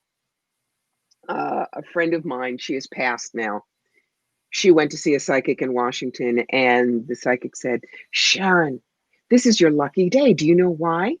Because when I was high priest of Ramses II, you were the novice that had me killed, and now we can clear your karma. Isn't that great? Oh, and geez. She lost her life savings and damn near got divorced before. Oh my God. I don't care if I was Evan Bum, a World War I Blue Max pilot, and I figure out that you were the Red Baron. I do not go up to you and say, Herr Rittmeister, how are you? And how's the triplane? That's a hook. If I've been reading you for 15 years and then I say, you know what, I figured out the first time I read you, then it's just interesting information. And we go out for a German dinner. The psychic should not tell you that however you believe is wrong and you need to believe like the psychic. Me, I don't care if you're Christian, Jewish, Buddhist, Islamic, pagan, or believe in Ralph the Wonder Dog. All you got to do with me is know that somebody up there loves you, wants the best for you, and is willing to work with you. And the other is if you're coming off a bad relationship and the psychic makes moves on you, that is sexual predation. Oh God. And I have one thing to say. You wouldn't sleep with your shrink, and you wouldn't sleep with your priest, and you wouldn't sleep with your doctor. Why the hell would you sleep with your psychic? If you fall in love with your psychic, wonderful, get married, have lots of little indigo children, but find somebody else to read. I take it you've had a lot of personal experience in fraudsters and people. I've watched it all. I have. Wow. And yes, I was a theater major at Brown. I acted in New York in the 80s, 90s. I know I'm funny. You can be funny and still be a good reader. I mean, I often tell people that what I really want to be is a cross between Wayne Dyer and Swami Beyondanand in drag. Funny as hell, but normal enough you could borrow my lawnmower. And people love it. People feel safe because they know I'm not coming across like I know so much more than you do. So yeah, well, that's why I do the show the way I do. We're funny. I mean, we get serious about topics, but I like to keep a little lightness and sense of humor to it, especially when we do the spirit box sessions. People are like, oh, you shouldn't be talking or laughing with the spirit boxes like that. I'm like, that's how it keeps the bad energy out. Trust me. The moment we start going dark on stuff, that you start voices coming through going, demon. We don't want, so we keep it lighthearted. And it seems to stay lighthearted when we do. Energy. I believe in it, You're give right. what you want. Yeah. Yes. So, we're going to come up on our commercial break here in about 7 minutes or so. Okay. Now, you said you would do some readings tonight, just a little bit, Okay, couple of rules, guys. Yes, exactly. For everybody, I'm talking to you all listening who's your fingers right by the front. All right. Number one, you heard me talk about why I won't do health readings. Right. I'm not a medical intuitive. You want a health reading, you go to my buddy, Stacey Rose. I also will not do mediumship on the air. Here's why. I don't just go fishing. I see a woman in a flower dress handing you a rose. It's grandma. Oh, vomit. I'm sorry. That's not me. I get their dog tags. for instance, my father, Jerome Richard Dorkin, who died in 2001 at the age of 80. Notice that tells me nothing, but it gets me right into the energy. Then it's almost like charades. I didn't learn this, is just what my guides do. This is smoking. This is someone that liked to eat. This is someone that maybe had an accident. This is someone that may have had esophageal cancer, is someone who was either intubated on oxygen or having trouble breathing at the end, things like that. But Yeah. I also will tell you exactly what they're telling me, and I won't censor it.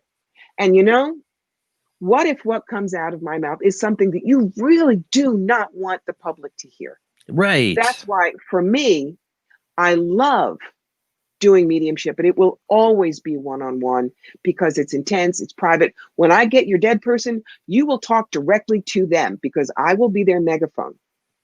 And that's a very personal thing that should be done one-on-one. What will I do tonight? Tarot, absolutely. That's your everyday tour Awesome. bus. House card, job, kids. Okay, gotcha, put me here. What the hell am I doing? Past lives, yes. That I'm interested. I can do them fast. You will need to give me an obsession or a phobia or a place you either love or hate that makes no sense. I'm Scots-Irish. Why do I have this thing about Peru, for instance? Yes, I can talk to spirit guides and angels, but if just everybody says, what's my message? That's going to take a lot of time and dead air. Okay. Yeah. But ask the juicy practical questions, because I've been told ain't nobody as fast as I am with cards. Also, you'll get to see how I will do not only just with tarot deck, but one of my 6 oracle cards that will play into this as well. So those are really fun. Okay. Those are the rules.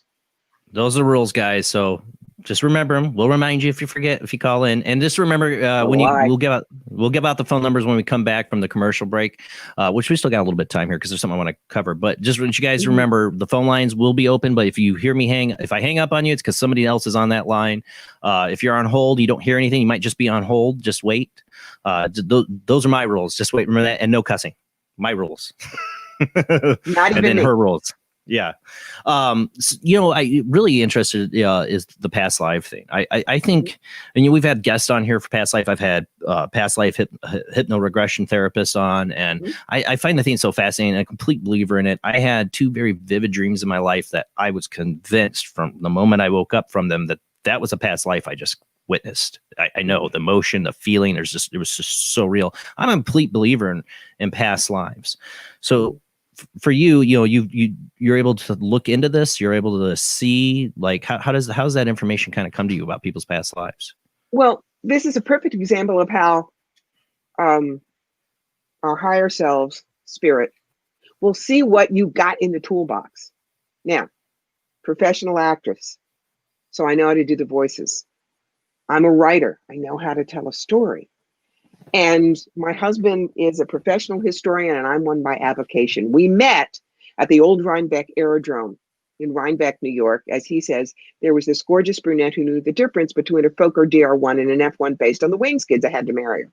Okay. So now somebody might say to somebody else, I see you in a big hat and a long dress. So it's old fashioned. Me, I would be able to say, hobble skirt, picture hat, that kind of ostrich feather. We're talking Germany in 1911 or 1912. Which one's going to give you the more exact answer? Right. But psychometry, forget it. I have, like Katharine Hepburn, a slight benign tremor in my hand. I wouldn't trust it. Right. See? Right. There's nothing wrong with me. It's just, it's always been there. So spirit uses what you're good at. And for me, past lives are fascinating. The other thing I want to remind people real quick, retrieval versus regression. I am not going to regress you. That should only be done by a certified hypnotherapist, okay? Because they pull you back, and if you relive a death or you're being gang raped or something like that, they have the skill to pull you out, to make it objective, to keep you from the emotional hit. Right. I do retrieval. That means you say to me, why is this? I go up to the Akashic, pull a book down and say, here's chapter 2. You can still get the information, but you are not there viscerally. It's not as frightening. Well, I think that information is what I'd be fascinated with is that both my instances of the past lives I saw explained so much about the inner me, like who I am deep down, like why I do things the way I do and think the way I do. Thinking about it deeply years later, after I never forgot these visions or dreams that I had of these two different past lives. It really explained a lot, and it's why I became more and more fascinated with the idea of past life and a believer in it. I'm a spiritual agnostic. I mean, I believe in a higher power. I don't know what it is. I question everything, but as I've gotten older, I really don't question the idea of past lives. Those two visions I had, maybe they were just made up dreams, but they were so real and they just so explain who I am, and maybe that's what, you pulling that somebody's past life up helps explain a little bit more about who they really are deep down in their soul. Yes. And the reason we don't remember all of our past lives is we would sit with popcorn and wow, look, I used to be Anne Boleyn. I wonder if that's why I can't wear turtlenecks. No, who are you now? Right. So, we've all been sinners. We've all been saints. We've all been murderers. We've all been victims. We've all been male. We've all been female. Because you have to learn from all the angles, guys. You're not just going to remember the life where you were a fairy princess. I'm so sorry. Sometimes you were a janitor in 19th century Cheltenham. So. And it's always made sense to me, I mean, I guess the question is like, I had a friend who was Christian, and he was like, I don't believe in the past life thing. And he's like, you are who your memories are. And I said, well, what if you had amnesia? And then you don't remember your name or who you are or any of your past, but you can talk, speak, and know things, but you don't remember basically who you are. Would that be still you? Or now you're a totally different person? I'm like, it's still you. You just don't lost all your memories. I mean, to go into a new life, you're not going to get a new start if you have all that baggage hanging on you, in your mind, I guess. Remember what I said about readings from one person to the other? Our souls clear the Etch-a-Sketch so that we come in fresh. Yeah, it makes sense. It really does make sense. But, it also feels like, I had a guest on, Christopher Lee, who does past life regression. He was a really big advocate that you got to do the regression because you got to see, like, he really focuses on eliminating, not curing, but eliminating ailments. Like it actually kind of did. I did it with him, and it did help my neck. I still have some issues with it, and he wants to do more with me because he's like, well, we can work on it. But I did have my neck totally crack and pop and get back to a little bit more close to normal. I've had issues with it after doing that session with him. And he's had these experiences where people eliminate arthritis pain and all this stuff. It always wonder if this past lives and not remembering is the way it's supposed to be, because it seems like people carry on some baggage that they are unaware of. I was shot down over Zonnebeck Ridge in 1917, and I always had pains on this side that I couldn't get rid of until I relived that. Right. The pains were gone. But for him to say, you must do it this way, that's ego. Yeah. That says to somebody else who doesn't want to experience it that they're chicken or they're going to not get answers. Yeah. Everybody's got their own way to do it, guys. Yeah, I see that. And, and it could be a dangerous thing, too, to relive some of this stuff. You might not be ready for the answers you're going to get. We got to go to a commercial break. And like I said, we're going to open up the phone lines when we come back, guys. And I'll give out those phone lines when we come back. So just hold on. We will take your calls, get a small reading. Remember the rules. We'll remind you if you forget. But you get a little bit of a reading with our guest, Corbie Mitleid. You see, after we talked about it, I want to say, totally butcher your name now. I had it right the first time, but I want to butcher it. Corbie Mitleid. We talk to her when you come back. You call and get your reading. All right, guys, we'll be back after this short commercial break.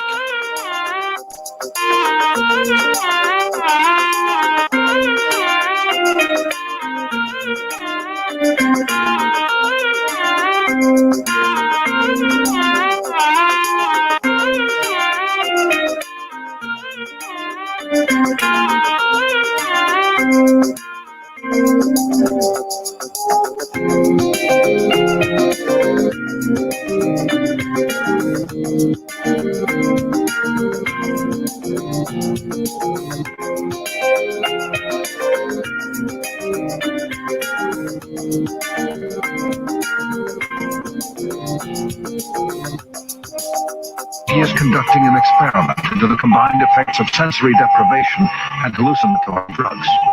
The subject of the experiment is himself, and the experiment is out of control. Ken Russell's Altered States, a film that must not be missed, is in the West End now. Altered States, Certificate X. Do you wish for more paranormal and spiritual content? The Paranormal Chronicles magazine is a free digital magazine crammed with the very best in paranormal and spiritual articles and features. No sign up, no subscription, just free reading and knowledge for you. Read today at www.paranormalchronicles.com/magazine.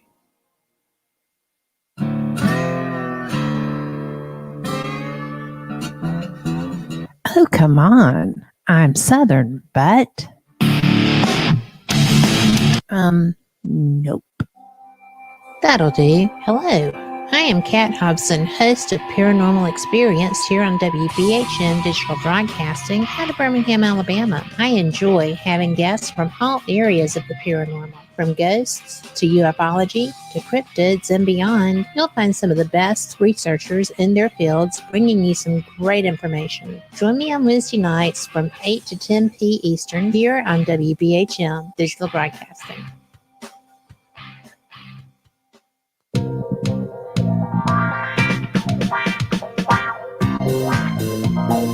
The night is alive. Join us and take a walk on the weird side when you tune in to the Kingdom of Nye, hosted by Heather Wade, the finest in late night talk. Listen live free weeknights starting at 9 p.m. Pacific time at thekingdomofnye.com, talkstreamlive.com, and the Paranormal Radio app. Wanna take a ride? Join us every Wednesday night at midnight Eastern Standard Time for Weird Wednesday, the live stream, with your hosts Jamie, the Living Dead Girl, and Rob, the Phantom, where we'll talk about all things paranormal, including zodiac, astrology, tarot card and oracle card readings, live ghost boxing and spirit communication, where we'll do voices from beyond the Cold Case Files. So we hope you join us live on Facebook and YouTube every Wednesday night at midnight Eastern Standard Time. We hope to see you there. Bye-bye.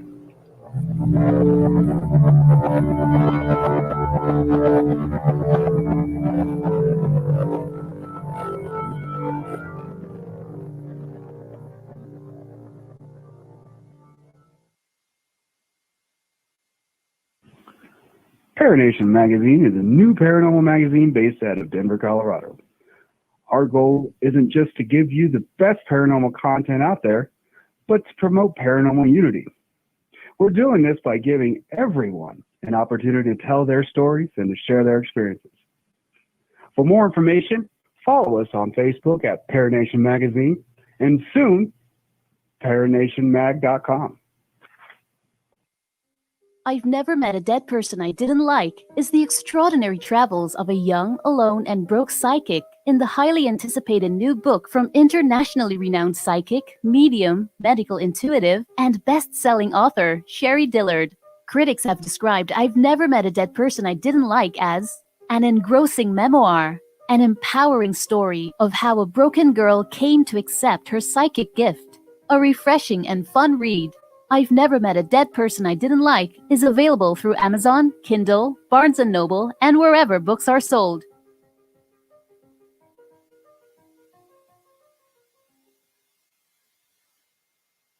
Tired of school? Who was Joan of Arc? Noah's wife? Like to travel? Let's go back into history. Let's reach out and touch someone. Want to meet people in the past? Put them in the Iron Maiden. Iron Maiden? Excellent! Execute them. Bogus. Then hitch a ride with George Carlin, Keanu Reeves, and Alex Winter in Bill and Ted's Excellent Adventure from Orion Pictures.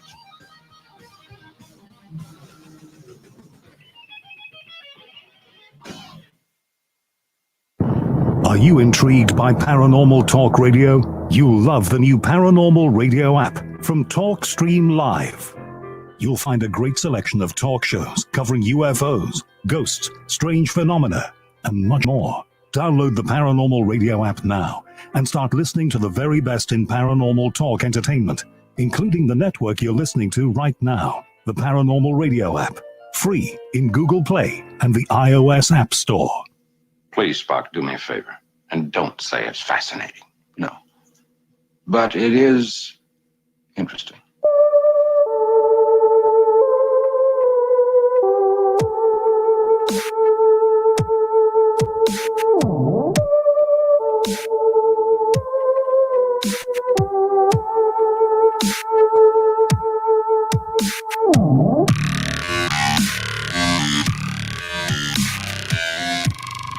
Paranormal Soup, bringing you the weird every Sunday night.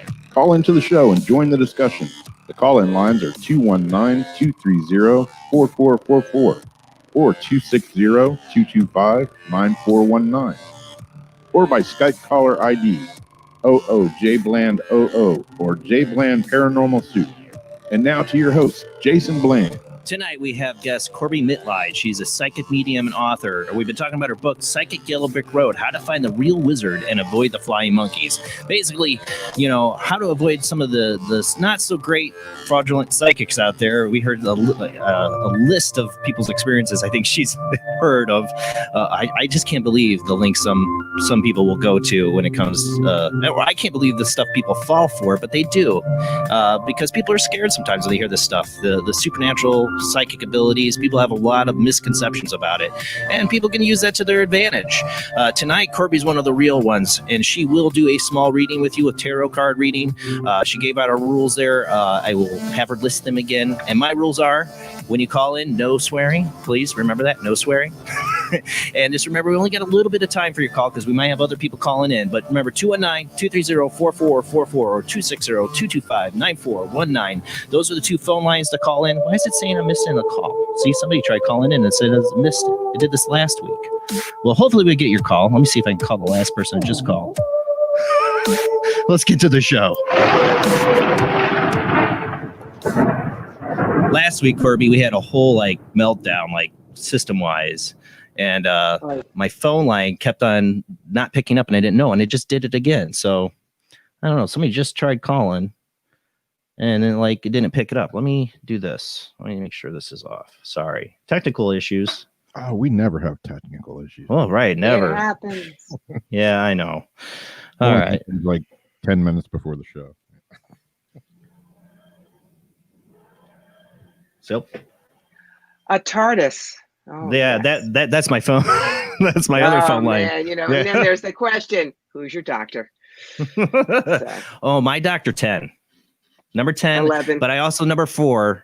Number 4 because I grew up as a little kid. First time I ever saw the doctor was number 4, Tim Baker. That was my Tom Baker. Yes, Tom Baker. Tom Baker. Yes, number 4. These days, it's between 10 and 11. And I say, look, you young puppies, you can have the gorgeous swashbuckling hero. At 65, all you want is a crazy best friend, and that's 11. So I do miss him. He grew on me. He grew on me Matt too. was wonderful. Yeah, we do have the phone lines now blowing up, and I'm trying to put people on hold. Okay, well, all right. Well, dang it. And a fly is flying around. This is going weird. Really weird. What is going on here? Huh? It's like it's not picking up on the other line. Sorry, just trying to figure this out. Default auto reply. Huh, so weird. All right, well, it's picking up on the other phone, so let me see if I can hold and accept. I don't know who called in first, so I got 2 people that called in at the same time here. Are you all set to take the first phone call?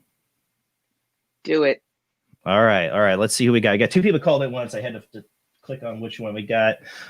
It won't tell me. It just says Kathy. I'll just say Kathy. Is this Kathy? Kathy's going beep. Hello. Yeah. There she is. Hey, Kath. You there? I don't know if you're talking to me. I am talking to you. You hear me? Yeah, I'm not Kathy. I'm Cece. Cece. Okay. Well, that's what it came up on the phone. Hi, Cece. Oh, I know who you that's are. Hilarious. All right. Yeah. All right. So you are on with Hi. Corbie. Hey, Hi, Cece, Corbie. how are you? What can I do all for right. you, I'm my half friend? falling asleep because I'm over in New York too. See? All right. I had coffee at 8:30, Mhm. so that'll do it for you. What can I do for you? What's your question? I kind of missed the rules because I was half falling asleep, but Okay. Rules are I just tarot cards, practical questions, spirit guides, angels, no dead people, and no health questions.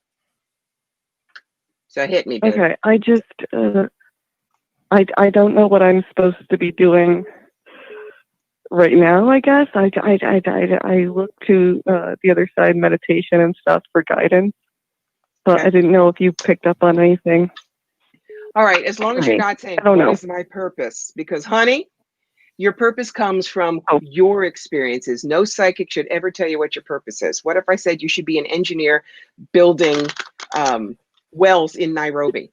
No, but if it's what should I be doing right now, I'm confused. The deck that I got first was, it's called Wisdom of Lord Ganesha.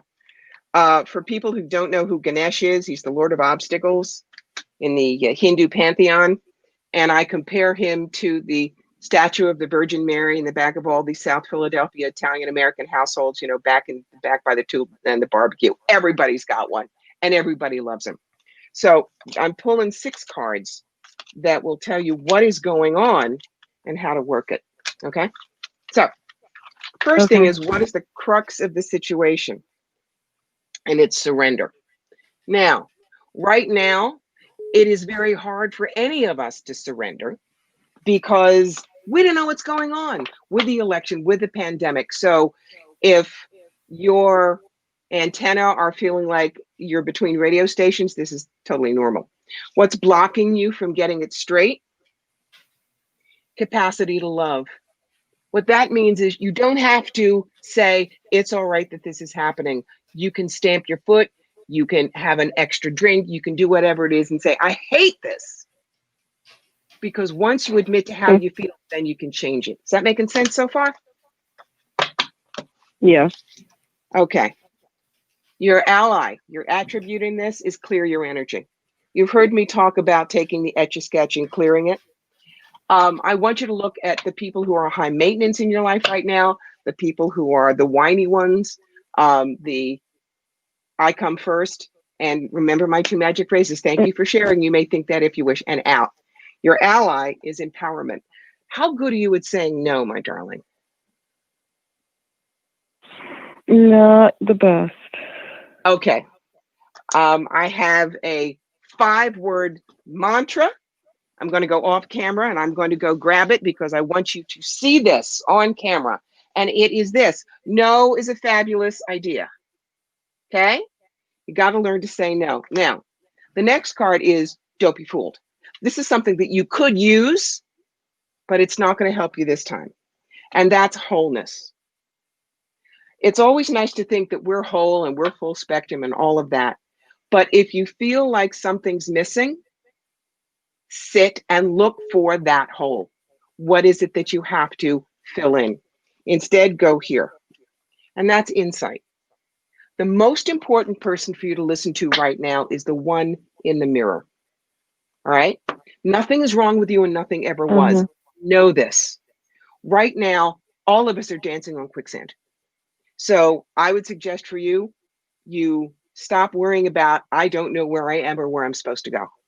You go minute by minute, hour by hour, day by day. That is all we can do right now because the earth and everything under it is changing.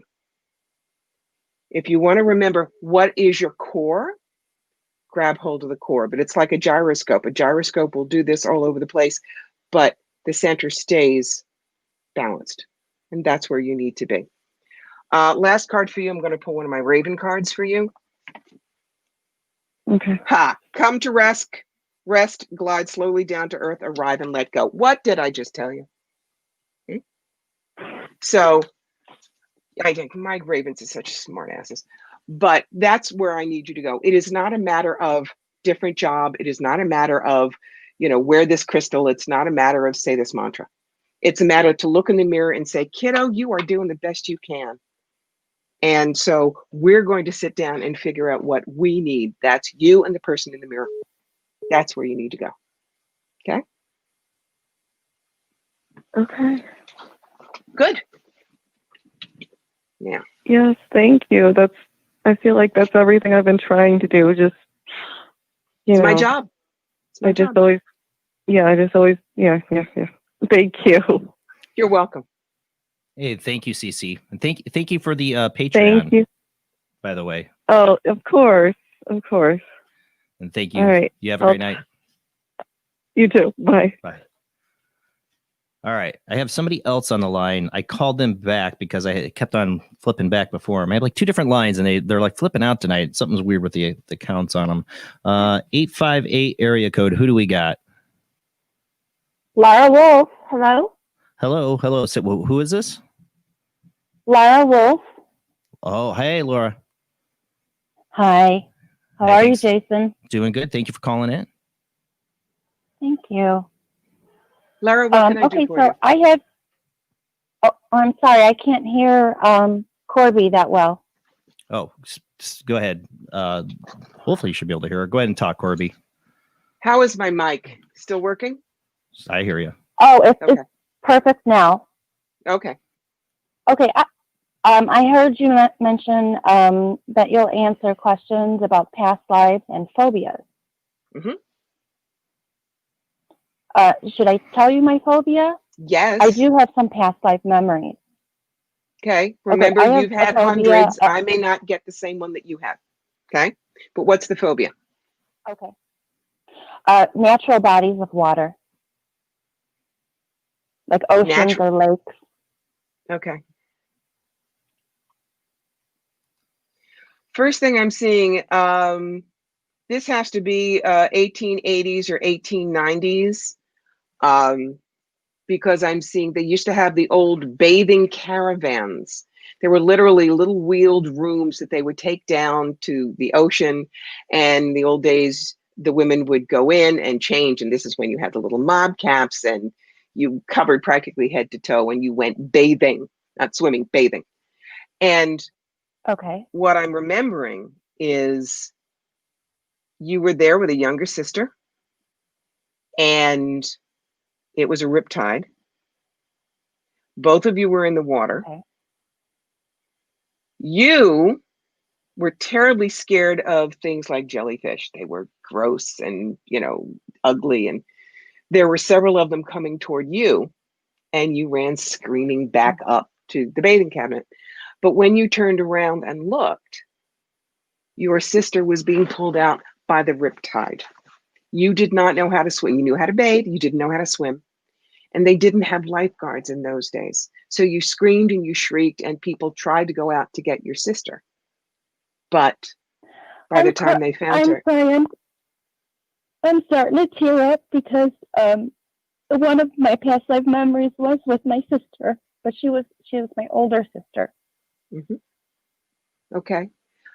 In this one, this was a younger sister. Now, whether it's the same person or a different one, but this also tells me you tend to come in larger families, and it's like it's one gender kids, 5 boys, 3 girls, etc., etc., etc. And the life I'm getting that was right after this one, you were the oldest. There were 4 girls younger than you, and you basically raised them because both of your parents were alcoholics, gamblers, things like that, and there was barely any money to do anything. So you were overly responsible. That may have been a direct result of unbalanced energy with losing your sister in the life immediately previous. My sister, the one who was in that past life memory, who is my sister in this life, she's very strongly like that. Okay. They're not alcoholics, but it is like that. We're the parents, and our parents are the children. Mm-hmm. Yes. Okay. Remember, and this is something very important for everybody to remember, karma is not carrot and stick, bad and good. Karma is actually 5 things. It's unbalanced energy. It is service. It is healing. It is contrast. If you want to learn about abundance, you have to have a rich life and a poor life, and healing of beliefs. So in this life, it sounds like unbalanced energy, which is what kind of responsibility do sisters or siblings have for one another? What's it like to be the irresponsible one? What's it like to be the one that's responsible for everything? Make sense? Yes. Good. Good. Happy to help. Okay. Thank you. You're welcome. Thank you, Laura. You have a great night. Thanks for calling in. You too. Bye-bye. Bye. Yeah, the lines are blowing up. People, if I hang up on you, because I've had a couple of messages, if I hang up on you, it's because I got somebody else waiting on that line. We got somebody else waiting here. It's not, I hate this. On this phone, it's not telling me what their area code is. So Hello, somebody on the 219-230-4444 line. Who do we got? Yeah, it's Chandra. Hey, Chandra. Hey, so I was one you tried to pick up first, and then when you put me on hold, there was no sound. It was weird. Yeah, it'll do 'Cause that. usually you can hear the show. Yeah. Well, normally you can hear the show. Yeah, there's a second hold line. That's what I was trying to explain to people. There's a second hold line, and it puts you don't hear the show. That's what I was trying to explain before. But anyways, thank you for calling in. Oh, how you doing? Doing good? Hi. So, I hope I understood the rules correctly, but I do have a question. My question is, what can I do to help my creative block? Okay. Who wants to play with your creative blocks? All right. Pulling my fairies oracle. Now, these are not your ootsy cutesy fairies. These guys march inside your head and rip up the floor tiles and give you homework. Just telling you. But they're the ones that waved their little paws and said, we want to talk to her. So the first card is called the Trickster. If you remember your fairy tales, there was that little light at the end of the forest and the big stupid human would go galumphing in and get lost. Well, this card says to you, Chandra, babe, so good to talk to you. Sit down, grab your beer. It's what's bringing you into the challenge. And the challenge for you is the sage. Notice the sage has all 4 seasons in his hair and beard, been there, done that, sold the franchise. One eye is always looking inward and one eye out. So that tells me right there that you need to look both inward and outward to get your career goosed, your creativity. So how do you do that? The next card is called the Mask and Shadow. We all wear masks, facets of our personality, and sometimes one gets stuck and becomes an excuse. Whatever this quality is, you overuse it. You need to revise it, revamp it, or dump it. And that is, I'm sorry, I'm an old lady. I have to grab my glasses. All right, it's the Singer of Connection. It's the networking fairy. I think sometimes you ask people's opinions too much. Connections are good, but our creativity is our own internal muse. Okay? So resist the temptation to ask people to read your stuff or judge your stuff or find out what they did or get a course or join a meetup group. Sometimes you got to stay with here. Now, the next card is called the Offering. Whenever you play with the fairies, they always want something. So whatever this is, they have filched it from your pocket and they're making for the freeway with it. Kiss it goodbye. Ecstasis. That's the Fran Drescher card. Yay! It's okay to be frustrated. It really is. But what I want to warn you against, there's a scene in 1776, the play, the movie musical. And Thomas Jefferson is fiercely writing. And he looks at it and he takes the paper, he throws it over his shoulder, writes one sentence, looks at it, tears it up, throws it over his shoulder, looks at the paper, tears it up, throws it over the shoulder. You can't do that. Everybody who really wants to write always has chapter 1 done. And then they never go on. You have to resist that. You have to plow through. It does not need to be perfect the first time. So they want to give you this instead. And that's the Singer of Intuition. What do you really want to write about? We will, no, you don't have to answer it now. That's the hypothetical. You know, I wrote my books when I had something that I wanted to write. And it was not fiction. And it was not the great American novel that my father knew I could write. It was a book on what my life was about that other people needed to know. Okay. So you got to write about what it is you're passionate about that you got to tell people. The next one is called The Question, and I'm going to channel from the fairy the questions they want to ask you. I will not remember it. So, you know, you may want to listen carefully. Arvel Parrot, notice he's pointing to his throat chakra, which is, you know, talking about things. So what he wants to ask you is this. What if people told you you're not supposed to say, but you want to say? What do you want to write that you think there's nothing else to write about it? Everybody else has already got it done.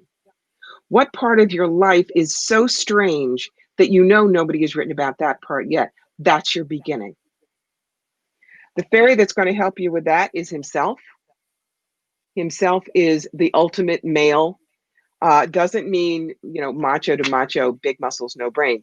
But it is that wonderful partner of whatever gender that looks at us and says, I believe in you. Go do it. Now, this is what will mark your passage in the world to tell you you've mastered this challenge. And that's Mickle and Muckle, Mr. Mixed Blessings. Okay? And that goes back to stop trying to be perfect with it. I don't care if you make lopsided pottery. I don't care if you sing off key. I don't care if you write something that is barely fanfic. You go do it. Because nobody is perfect the first time. Everybody's had things that they hide under the bed. You just have to stop being afraid of making the mistake and afraid it isn't good enough. Once you complete one thing, you will believe that you can complete the rest and you will do it better. Okay? Mm-hmm. Yeah, I was listening. I mean, I could see how it could apply to what I mean, I don't really write, but I'm a writer, so everything for me is a write. Yeah, but I see how it can apply in that way. So, but yeah, you know, you hit a point because you know, I strive for perfection a lot of times, and I am probably my biggest critic. That's right. You got to treat yourself like your best friend. If your best friend, forgive me, I'm going to say it, is writing a novel, you wouldn't read this and say, oh my God, this is so awful. I mean, you put this in the fireplace, you're terrible. You would say, I like the page on 32 where you describe the kitchen table. You know, you give them just this little thing. If you could, well, you need to do that with yourself. You really do. Okay, well, thank you very much. I appreciate it. I appreciate the insight. You're welcome. Thank you for calling in. Have a great evening. Thanks, Chandra. Bye. I got somebody else that's trying to call in, so let me get him because I told him I'd call him back. Let's see. Okay. I can get him on. A lot of good advice there for some people that, you know, I'm like, I could take some of that advice. You know, well, like, that's one of the things. That's one of the things with oracle cards is they are not as etched outlines. They're more like, you know, chalk painting or watercolors. But these are questions that tarot could do, but oracle cards were better. If someone said, you know, should I stay with Bruce? Now that kind of thing is tarot cards, or business, or finances, or family, or which college should I go through?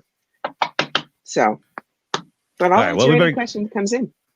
Well, we got a lot of them. They're all trying to call in. It keeps coming on the one line. Why is it not coming on the other line? Darn it. I have to keep hanging up on people. We got Marcus on the line. You there, Marcus? I'm here. Can you hear me? I can hear you just fine. Hey, Marcus. Excellent. Hi. A question of courtesy. Do I call you Reverend or how should I address you? You call me Corbie, honey. Just Corbie. Yeah, Courtney. Corbie. Thank you. Corbie. Okay. Yep. I'll get it right eventually. I'm a stroke survivor, a little brain damage, but I get there in time. Anyway, personal background, I had a stroke 7 years ago, and it's ironically proven to be the best 7 years of my life. Now, the closer I get to that final curtain, veil, whatever you want to call it, the more the question looms, because I want to be prepared for the answer. What do I do next? Am I on the right track to be best prepared for my transition to whatever the afterlife holds? Or should I be doing something better? Because my instinct is always to try to be a source of help and encouragement to those I love and to those I find in the world, like Jason Bland and your wonderful self, to do what I can from my sickbed to make life a little better, a little more successful. You're living your purpose. Our purpose is not who we are or what we do or even how we do it. It's our vapor trail. When we go skidding into heaven on bald tires and fumes into tank, and God hands us a beer and says, so, we get to say, I did this, look at this, isn't it cool? It's what I call our sentence of passion. Mine is cross the bridge from fear to fearlessness and fly. When I can take somebody from point A to point B when they thought they couldn't make it, I'm living my bliss. And as a 3-time cancer dancer, I understand what it is to be able to walk that dark path and come out on the other side, maybe not as physically complete and whole as we were, but this and this are much wiser and much better. So you are Yes. exactly where you need to be. God And loves tough New York broads because you have wisdom that is a distillation of the ages, and I love you for it. I'm just me, darling, but thank you. Well, thank you, Marcus, so much. It's good to hear your voice, too. Besides hearing it on Heather's show, I love it when you call in. Thank you so much, Jason, and thank you for this wonderful opportunity. God bless you both. Oh, well, take care of yourself, Marcus. You have a Be great well. night. Thank you. Bye-bye. Yeah, I'm trying to figure out. I have two different phones, and it all keeps going to the one phone, except for one time. I'm like, why? It should be going that. I must be signed into something I'm not supposed to be, because it's overriding other phone lines. But people, you can call in. The phone lines are open. Hopefully, it goes to a different phone. Oh, see, now it goes. Now, you see this? This is called getting a reader's high. It's also a hot flash, but I always get very pink in the cheeks when I'm operating like this. So that tells me that I'm in the zone. So. I'm getting hot, but it's hot down in my basement for some weird reason. It's like, should be cooler down here. We got another one. We'll try to fit in another one before we got like a half an hour to the next commercial break. Hold on. We got 405 area code. Corbie's on the line with you, and she's hot. Who do we got? Oh, Hello. and then it hung up. Uh-oh. Okay. Then it hung up. See, I was trying to switch to that line. Who was it? I wonder if it was that one that just called in. Huh. That's weird that it hung up. Sure. All right. Well, lines are still open. I'm still taking them. I just switched something, so I don't know if that screwed it up. I was trying to keep it so it'd go to the other line, and then I hit the wrong line. Darn it. Anyways. Look, do one of y'all want to ask a question while we're waiting for the lines? Yeah. Jamie, Rob. Jamie?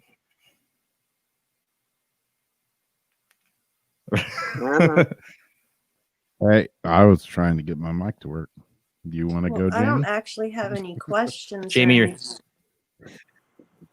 I don't have any questions really, but this is something I follow on a daily basis for myself. And I'm always curious if right now, because I was at a kind of a cross point again, if I'm following the right direction. I believe in divine timing and not rushing things. Right. But just hoping that I'm doing the right thing and going the right way right now. Interestingly, the tarot wants to come out and pull for you. I'm going to pull 4: physical, mental, emotional, and spiritual. The deck that I use for tarot is the Tarot Illuminati. It's done by a guy named Eric Dunn, and it is just some of the most breathtaking artwork. It came out in 2013, and it's my absolute favorite deck. It's the one I always use. So, physically for you, the Lover's card is make choices. Life is duality. So that tells me that you need to make some choices in your physical existence, whether it is how you're eating, whether it is how you rearrange the feng shui in the house. Something in your physical environment needs realigning, re-engineering. Mentally for you, who are you partnering with, right? Mental partnership, who's got your back? Who was that 3 a.m. friend that when you call them will say to you, how much money and where do you want the car? Okay. Because mentally, I think that you're chewing on some people that do not really deserve your friendship. They're too high maintenance. Bye. Out the door. Celestial garage sale. Emotionally for you, now the Temperance card says put it together differently. When water is in a tarot card, it's always about emotion. Notice that the angel is going from cup to cup and not spilling anything. He has 1 foot in the water and 1 foot on land. What's the allegory? In order to maintain emotional mastery, you have to keep 1 foot in where you are and 1 foot in where you want to go. Spiritually for you, where's your happy home? Okay. You heard me say I love doing tarot. I love doing past lives. Don't give me psychometry. And astrology, baby, for me, 1 and 1 is 3 on alternate Tuesdays. They're not my home. So for what you're doing, find out what your spiritual home is and go deep dish. You do not have to do a whole bunch of stuff because other people think you should. So I would say to you right now, what is the thing that spiritually uplifts you, that really helps you get up in the morning instead of have to get up in the morning? That's what you need to concentrate on. Okay? Thank you. That's really, really spot on. It's my job, but thank you. I appreciate it. The cards pick the person. I don't go, I think I'll use this deck. There's always this little energy that's going, psst, yo, over here. So, and Tara wanted to play with you. Thank you. Anybody else there, Jason? We got the phone lines like blowing up right now. So hopefully, let's see here. Oh, see, the one call hung up. I keep on trying to keep on. I guess I will take something. See, it's doing all kinds of weird stuff. Let's go to this phone line and see who we got. Can't see the number. Who we got on the line here? It's on the sideline called the 219-230-4444. I think you're locked on me. Oh, sorry. Oh, no, good. We had 601 area code. Who do we got? Hey, Jason, can you hear me? I hear you. Hi, this is Turquoise Steven. Hey, Turquoise. Thanks for calling in. Thanks so much. Corbie, could you help me out a little bit? That sounded like Swahili crossed with Martian. I did not understand. I know. That. Yeah, say that again, Turquoise. Oh, my goodness. I wanted to ask Corbie if she could pull some tarot cards for me. You betcha, baby. What's your question? All right. It's halfway a legal question. My mother passed in 2017, and she left me her home. Yep. And I rented it out to a young couple, and now I realize they're just con artists. They've been there 4 months and haven't paid me but $200. Mm-hmm. And I want to know, am I going to be able to resolve this in small claims court, or am I going to have to, put out a couple thousand to have them either break the contract or foreclose on them? Okay. Now, remember, I'm not a lawyer. I have worked for some big ones, but I am not a lawyer. What I'm going to give you is 2 sets of 3. If you go through small claims court, or if you get out the big guns, and we'll see where the energy lies. How's that?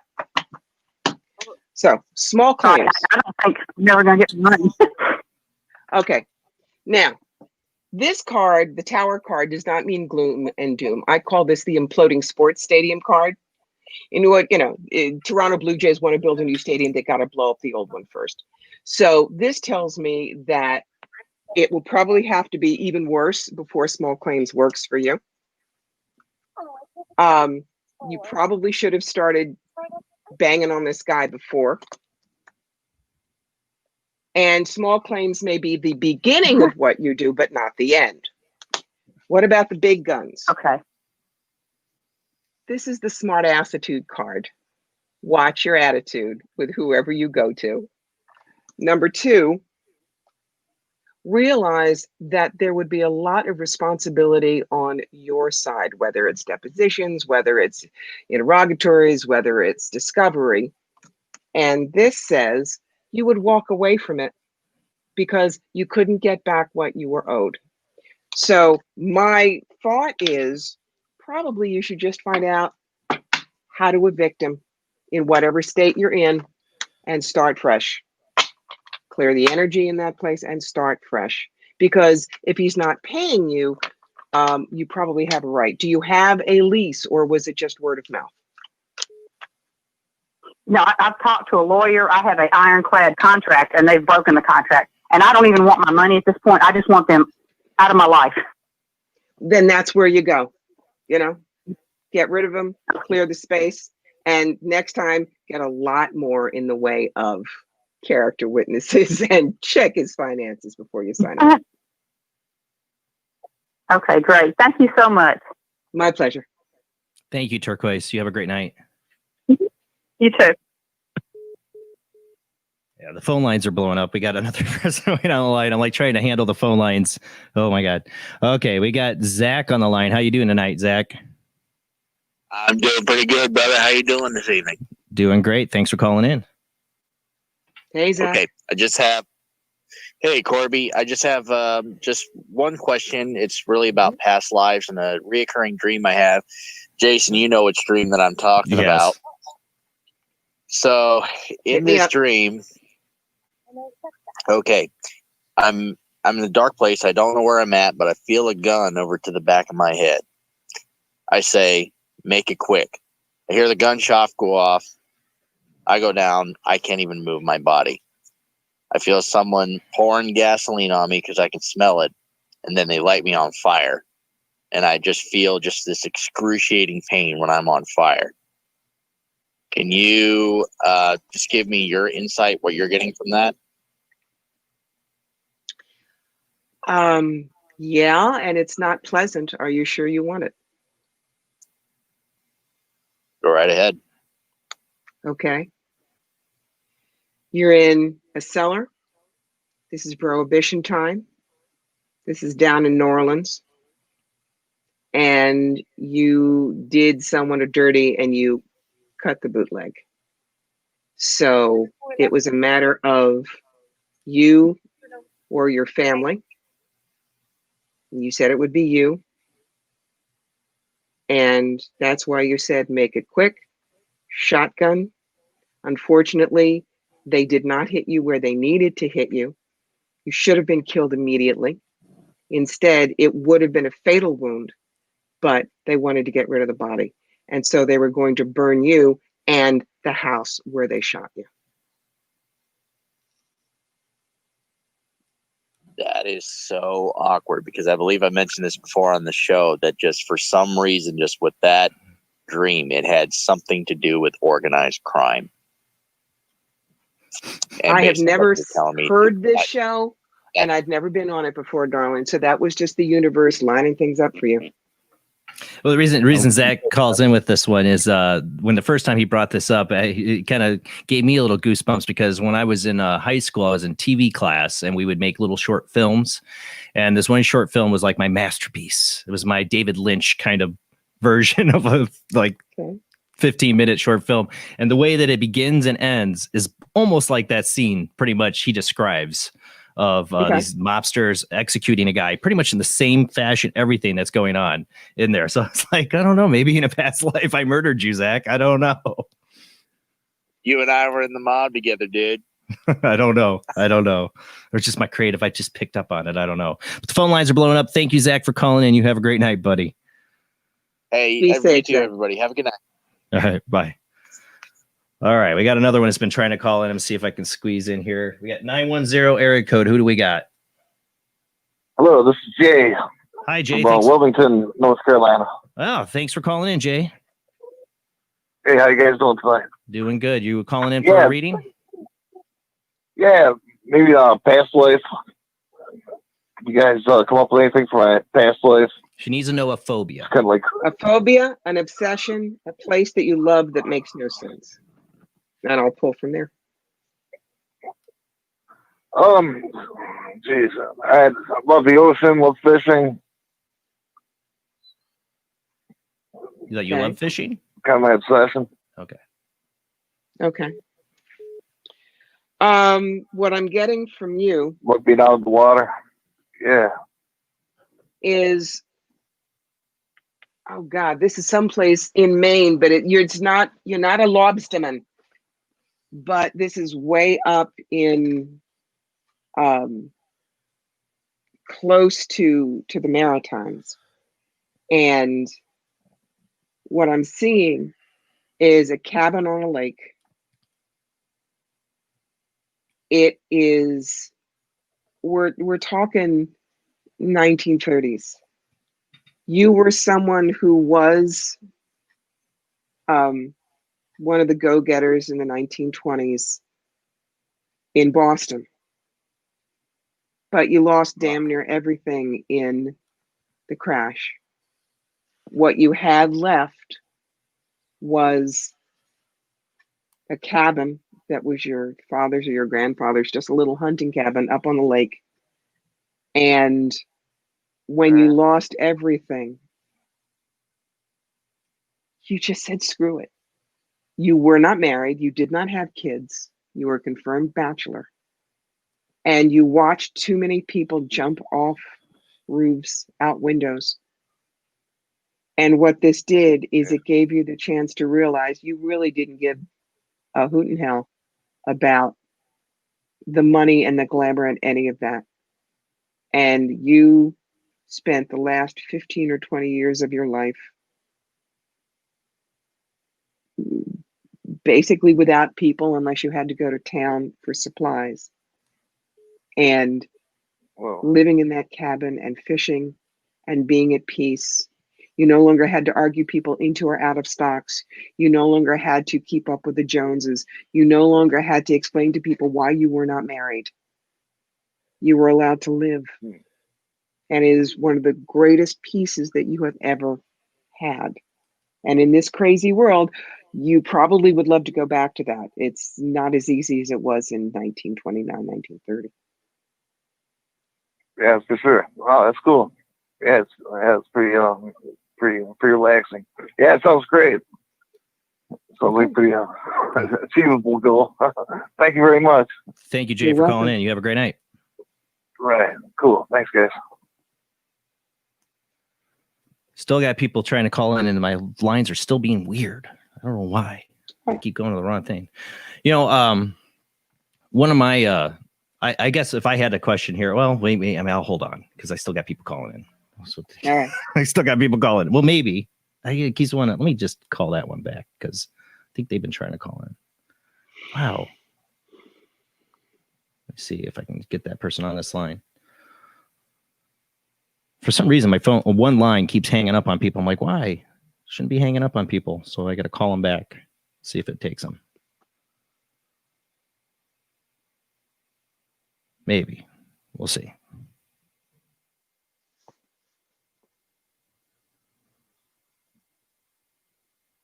All right. I think I got somebody. Okay. Which line are they on? It's like on two different phones. Let me see. Let me just take it. All right. Is this 519 area code? Nope. This is 405. 405. Okay. So I got 519 on the other one. All right. We'll take 405, 519. You hang on. All right. Who do we got on 405? It's your buddy old pal Tyler. Oh, hey, how Tyler. You doing? Hey, how you doing, bud? Pretty good, man. This is an awesome caller. I've always done tail cards on through you guys. You know, I was just mentioning that in the chat room. There's always been like spot on. They're pretty good themselves. Well, we're gonna let Corbie give it a try. So we don't want to run out of time. So what do you got for Corbie? What are you looking for? I'm just wondering, how can I kickstart my music career? I mean, I'm just like ready to go. I'm ready to go. Sing or play, or both? I'm more of a producer of the side. You know, I want to help artists. Man. Okay, cool. Yes. All right, let's see what we got for you. Your energy around the business, where you produce, how to market it, clients to look for.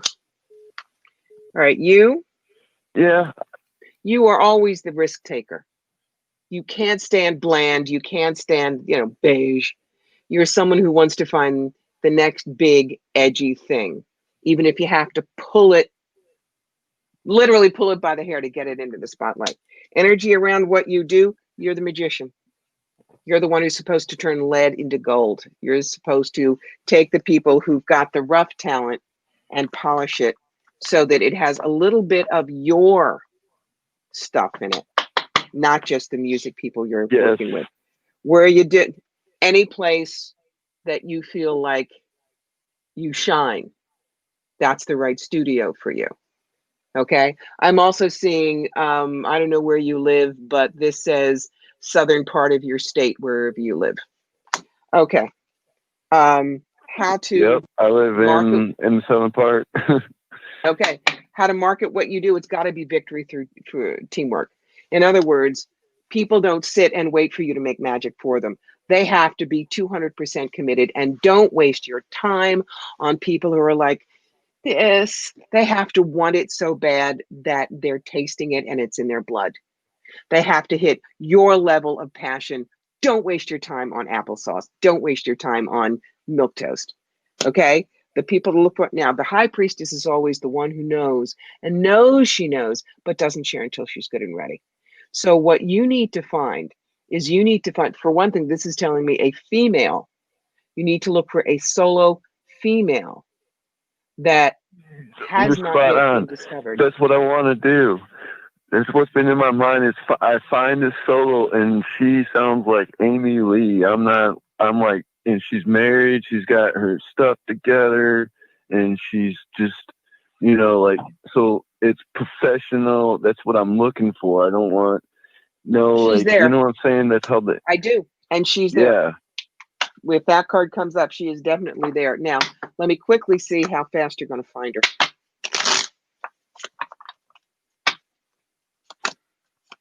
That voice is just that's what I'm looking for is that. Okay. Amy Lee. It may take a year. It may be August, September, October next year, but there's the star card, which is the benevolent, great, good fortune, God's got your back card.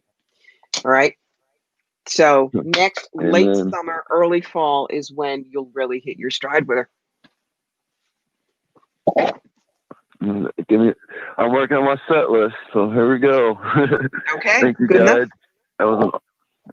That was awesome. That was like a lot of spot on stuff. It's so hard in Oklahoma to find artists because, like you said, they're not. They don't like. They're all talk. To simplify it, they're all talk. All talk, no hunger. They want to push on. Yeah, pretty much. Thank you. Got it. You're welcome. Thank you, Tyler. I think she was spot on when she's describing you. I'm like, yeah, that's Tyler. All right, man. You have a great night. You too. Thank you, Jason. Right. Awesome Paranormal Soup tonight. All right, man. Talk to you later. All right, I got two people waiting now on hold. Gonna wait because we'll be coming up on our commercial break in 5 minutes, and I don't want to rush any of the last calls through. So just hold on there. I got a 519. We'll get to you now. Actually, it says 2519. See, it's doing two lines on one phone. It's so weird. 519 is usually up around Kitchener, my Ontario peeps.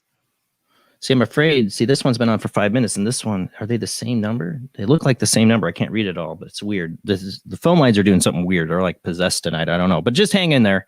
The interesting thing, when people call in for about the past lives, is people are like, well, how can you prove that's their past life? But it's interesting. It does resonate with people. Like when you say it, like, oh, that explains a lot, about who they are.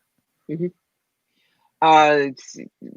A quick example in Lilydale, a woman had butch short hair and she raised her hand. She said, why am I always terrified to get wet hair on my face? And I closed my eyes and I went upstairs and I said, okay, 5-syllable answer, Lusitania.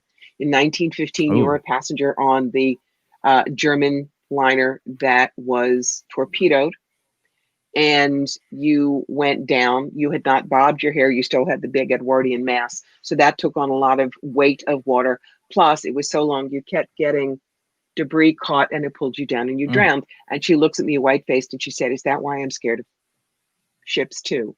And I said, probably. Notice she hadn't mentioned that to me, that secondary fear. But that was the download from her guides. So. See, I had one famous psychic on the show. Oh God, Lori. I can't think of her name. She was on one of the paranormal shows. And she told me, she's just out of the blue. And I didn't tell her I had a fear of water or anything like that. But out of the blue, she told me, she's like, oh yeah, you were on a ship that went down in the Bermuda Triangle. Like I see a picture of you. I'm like, that would explain a lot because I have this huge fear of water, but a fascination with big warships and big ships. Like I've always had a fascination. I was like, it explain a lot. So I can see how certain things would resonate with people. But it's, at the same time, you wonder, if you give them just that little nugget of what their past life is, if it opens up a doorway for them to discover more, like have a dream about it, or do you think that opens it up for them? Just, absolutely. Lead them or we do, or sometimes we will get dreams. There was a guy who said, I keep having this recurring dream. I'm a very old man and I'm going to this little shack in the middle of the desert. And I know I'm going in there to die because I gave all my supplies to somebody else. What's going on? And I immediately said, 1930s Dust Bowl, you were Apache. Oh, yeah. And you had given your food, your water, everything you had to a family with young children. And you wanted to get back into your cabin because you didn't want the children to see you die. And wow, he looked up, I'd mentioned what it was like. And he looked up and he found something called a soddy, S-O-D-D-I-E, which were the sod houses that out in the Great Plains were made at that time. And he found the house that he kept seeing in the dream. Same door, same everything. So yeah, if a dream keeps recurring to you like that, not a dream like, oh, I'm running naked through high school or I didn't study for my test, not those, but specifics that you're probably, there's a past life that's knocking on your brain and says, you need to look at this. So yeah, for me, it changed my whole perspective. The two visions or dreams I had changed my whole perspective on who I was. It made me realize, like, that's why I'm wired this way. That would make total sense. And then, like, I felt like I was given a gift to see those two visions, even though they were both horrific. I was given like a very special gift to see those two different times in my life, very close to each other. Actually, and this has happened within a year apart of each other. I had these dreams, but it explains so much about who I am. And that's why I become so fascinated with past lives and how it affects people. And, I think about, sometimes I get little ideas about people like, oh, they were past life, they were this, you hear stuff. I don't know. It's my imagination goes there. But I wonder sometimes if I am picking up on people's past lives sometimes when I probably just you envision are, them. as long as you stay away from the good karma, bad karma idea. But realize we are all courageous souls and we all set ourselves to learn things. We'll talk more about that. We got people waiting on the line, so we better get to our last commercial break. We'll come back from this commercial break. Phone lines are still open. I'll give those out again when we come back, and just get a couple more readings in, and then I want to talk a little bit more with our guests before we leave. The show goes by so fast. Every Sunday night, just like boom, we're here the last half hour. I don't know how we get there. It just happens so fast. But we're here. Last half hour of the show, last commercial break. When we come back, we'll take more of your phone calls with Corbie Mitleid. So you're going to butcher it. Corbie Mitleid. Not I'm going to butcher it the rest of the night, right? There's only a half hour left to butcher your name more. We'll be right back.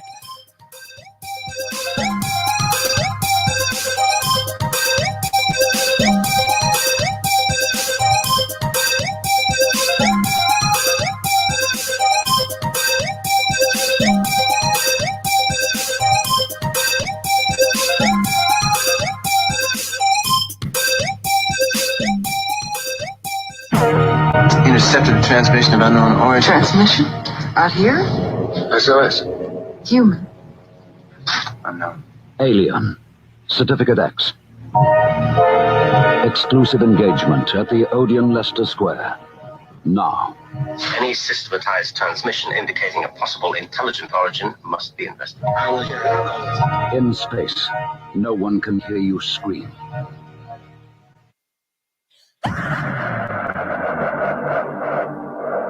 If you are interested in discovering the truth about the paranormal and want to hear from leading researchers in the field, join Justin Brown on his 3 weekly shows named My Paranormal Soapbox, Necromancer Live Show, and the Supernatural Symposium, live on Facebook, YouTube, and interfacediv.net.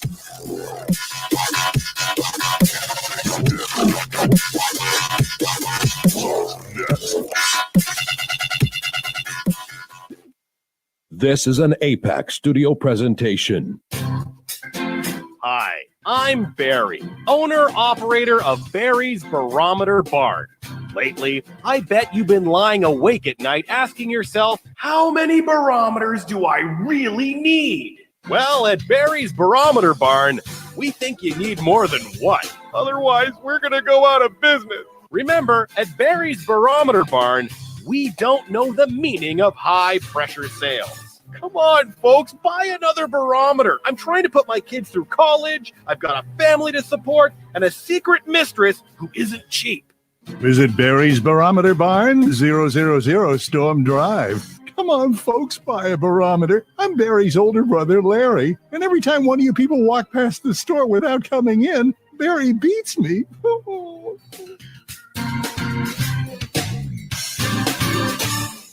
This has been a presentation from Tim Morgan's APAC Studio. For more almost professional amateur comic studio content, visit the APAC YouTube channel. Search APAC 2002. That's APAC 2002 on YouTube.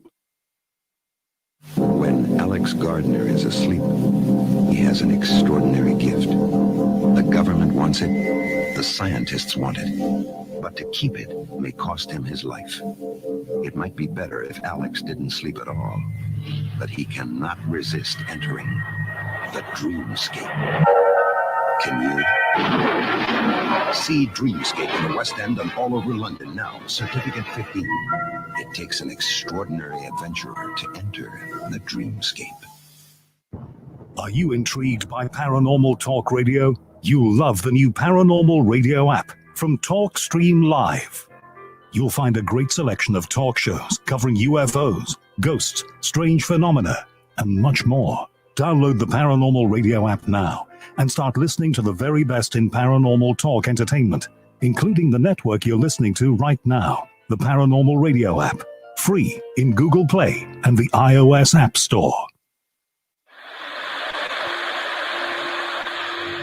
Join us every Wednesday night at midnight Eastern Standard Time for Weird Wednesday, the live stream, with your hosts Jamie, the Living Dead Girl, and Rob, the Phantom, where we'll talk about all things paranormal, including zodiac, astrology, tarot card and oracle card readings, live ghost boxing and spirit communication, where we'll do voices from beyond the cold case files. So we hope you join us live on Facebook and YouTube every Wednesday night at midnight Eastern Standard Time. We hope to see you there. Bye-bye.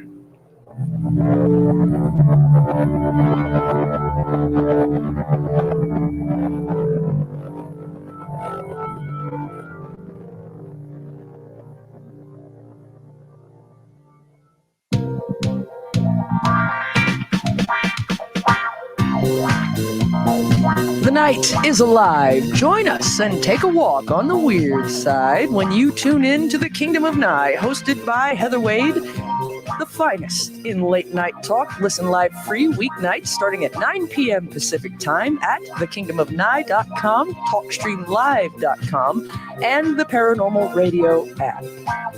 Wanna take a ride? Since 1948, Fate Magazine has brought you reports of the strange and unknown, all of them true.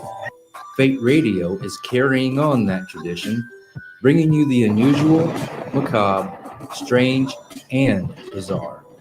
Join host Kat Hobson Sunday nights from 8 to 10 p.m. Eastern on WBHM Digital Broadcasting.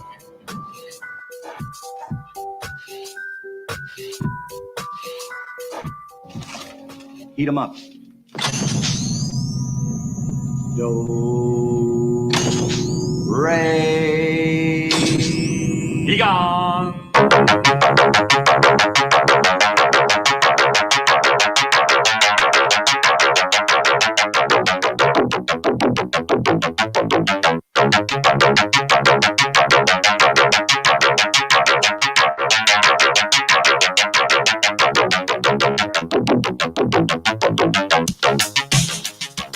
You're listening to the Paranormal Soup, bringing you the weird every Sunday night. Call into the show and join the discussion.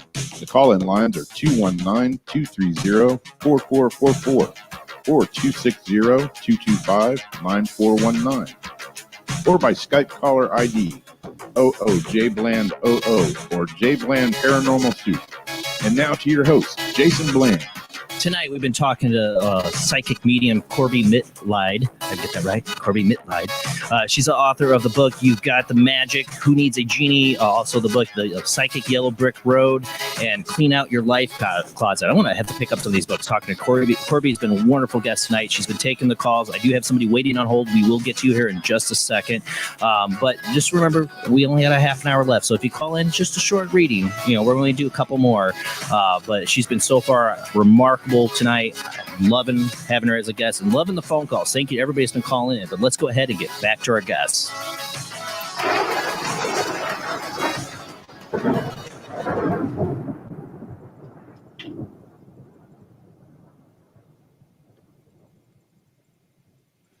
All right, Corbie. I hope I'm running you through the ringer here with all the calls, but man, they are just popping Not in. at all. How are my mics? I had to we got some- recharge the earbuds. Are we still hearing? Are we still good? I hear you just fine. Yeah, you sound Okay. just fine. Great. All right, so we got 519 area code. Who do we got? Hello, is that me? That's you. All right, thanks a lot, Jason. Corbie, I'll be real quick. I'm from London, so it's just down the road from Kitchener, not too far, just 401 I've turn done left. shows in Anyway, London. I have this. What's that? I did shows in London, Ontario. I know it well. What's the question? Oh, I'm How sure can you I have. help? I'm sure you have. Okay. I'm close to 60 now, but when I was in my 20s, I used to get these I had a whole bunch of past life regressions. I didn't go to anybody. They just sort of happened. Mm-hmm. And I have this one where I'm a Roman soldier, and I think it's around during the time of Christ, and I just remember the sky turning purple, and I knew we did something bad. And my relationship with God is pretty good right now, but I don't know if you can pick up on that. All right. I'm trying to see. Turning purple, probably what you did is you garroted him. Do you know what a garrote is? It's where you take them okay. It's a wire or a rope and you choke them to death that way. Face would turn purple. And what I'm hearing is it was a non-honorable death. Whether you were a centurion or whatever, I don't know. I don't know what the military ranks were in Rome at that time. I have a sense you weren't in Rome proper. You may have been in one of the outlying areas that Rome had conquered. But this was someone that was, let's say a camp follower or a very, very lowly member of the army, foot soldier, trench soldier, and you caught him stealing. And one of the things that you were very strict about was we don't steal from the people we're conquering. We try to have a decent life with them. We're not Visigoths. And hey, I had some morals back then.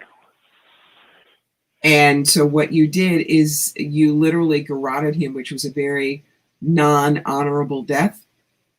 The old come back with your shield or on it. You would not give him a fighter's death. You just had somebody go right behind him and choke him, and he literally turned purple. And the body dropped, and you left it behind. You just kept marching. It was. It's really strange because it's always been on my mind. I could never figure it out. I only get little bits of information. I can't put everything together. You were not a murderer. You felt that this was military. What's the word I'm looking for? Military discipline. And so you didn't feel bad about doing it, but you were right there, this close to watching him die as he was garroted.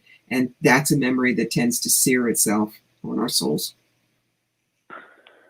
Good for me, I guess. Well, thank you very much. You're welcome. Thank you so much for calling in. Hey, thank you, Jason. You have a great night. See, They're not always pleasant lives. No, it seems like the ones people want to know about or they come back to you aren't pleasant. My two memories were not pleasant that I had. Mm-hmm. You were asking, Jamie or Rob, I have a question. If you could look into my past life, there's one thing that about me that I think I understand, but I've been wired to question everything. Like I question everything. Like, but I have a deep believing in the magical side of life. Like ever since I was a little kid, I had a belief that there were aliens, and I definitely believed in spirits and ghosts. I mean, it's just been wired, but I've also been wired to never accept any kind of faith of any kind. Like I just against it. I actually am jealous of people with faith. Because, you know, I wish I could have that. I wish I could have a solid faith. I have faith in a few things. You know, I definitely have a faith in an afterlife, but it's very small. You know, I'm saying like I question everything. What in my past life has made me wired that way? Past life. You always tend to want to know why. And what I'm picking up from you is either very late 17th or early 18th century France, the people who were into alchemy, the people who just, they believed in the Philosopher's Stone. Okay. And when the church kept saying, this is wrong, this is bad, you're evil, you just kept saying, then why am I so curious about it? You refused to be put in the Catholic box. This was France, it was Catholic, I think. Uh-huh. And so you were one of those who did the experiments. You were one of the people who, if you had a friend who was a surgeon, you would pay the grave diggers to dig up the bodies so they could do autopsies and they could learn. You thought that God was knowledge. Not God was the dude upstairs, but knowledge was God. And you would not let any kind of claptrap, quote unquote, claptrap belief to get in your way. Is this making sense? When you talk about see, this is going to look bad, but when you talk about the grave robbing and the experiments and scientific, I've had a super fascination since I was a child with Mary Shelley's Frankenstein. And with Frankenstein, even to the point where my mom found frozen worms in our freezer because I had put them in there. Not Did they have fishing. little bolts? Right, you got it. See, I was like going to bring the worms back to start. You know, and I was like, why are there frozen worms in my freezer? I was fascinated with that idea. Forgive me, but you talk Frankenstein and all I can hear is put the candle back from Young Frankenstein. That's my Frankenstein. But you know, I had that. I resonated with the character Frankenstein and trying to like bring back the dead and doing like defying the authorities and like, yeah, I've always resonated with that. So that would make a lot of sense to me. Okay. Definitely. Well, but there's just my phone line hanging up on people. Why? I hit yes and then it just hangs up on them. Huh. That is so weird. Let me see if I can get that person back. Something with ever since we had our 2 weeks ago, something went weird. Let me see. It's the Twilight Zone. I don't know. I'll hit yes to accept, and then it hangs up, and I'm like, why? And Mercury's not even retrograde yet. You know that Mercury goes direct after it's 3 weeks. Don't remind me. On election. Don't remind me. All right. Oh no. There. What?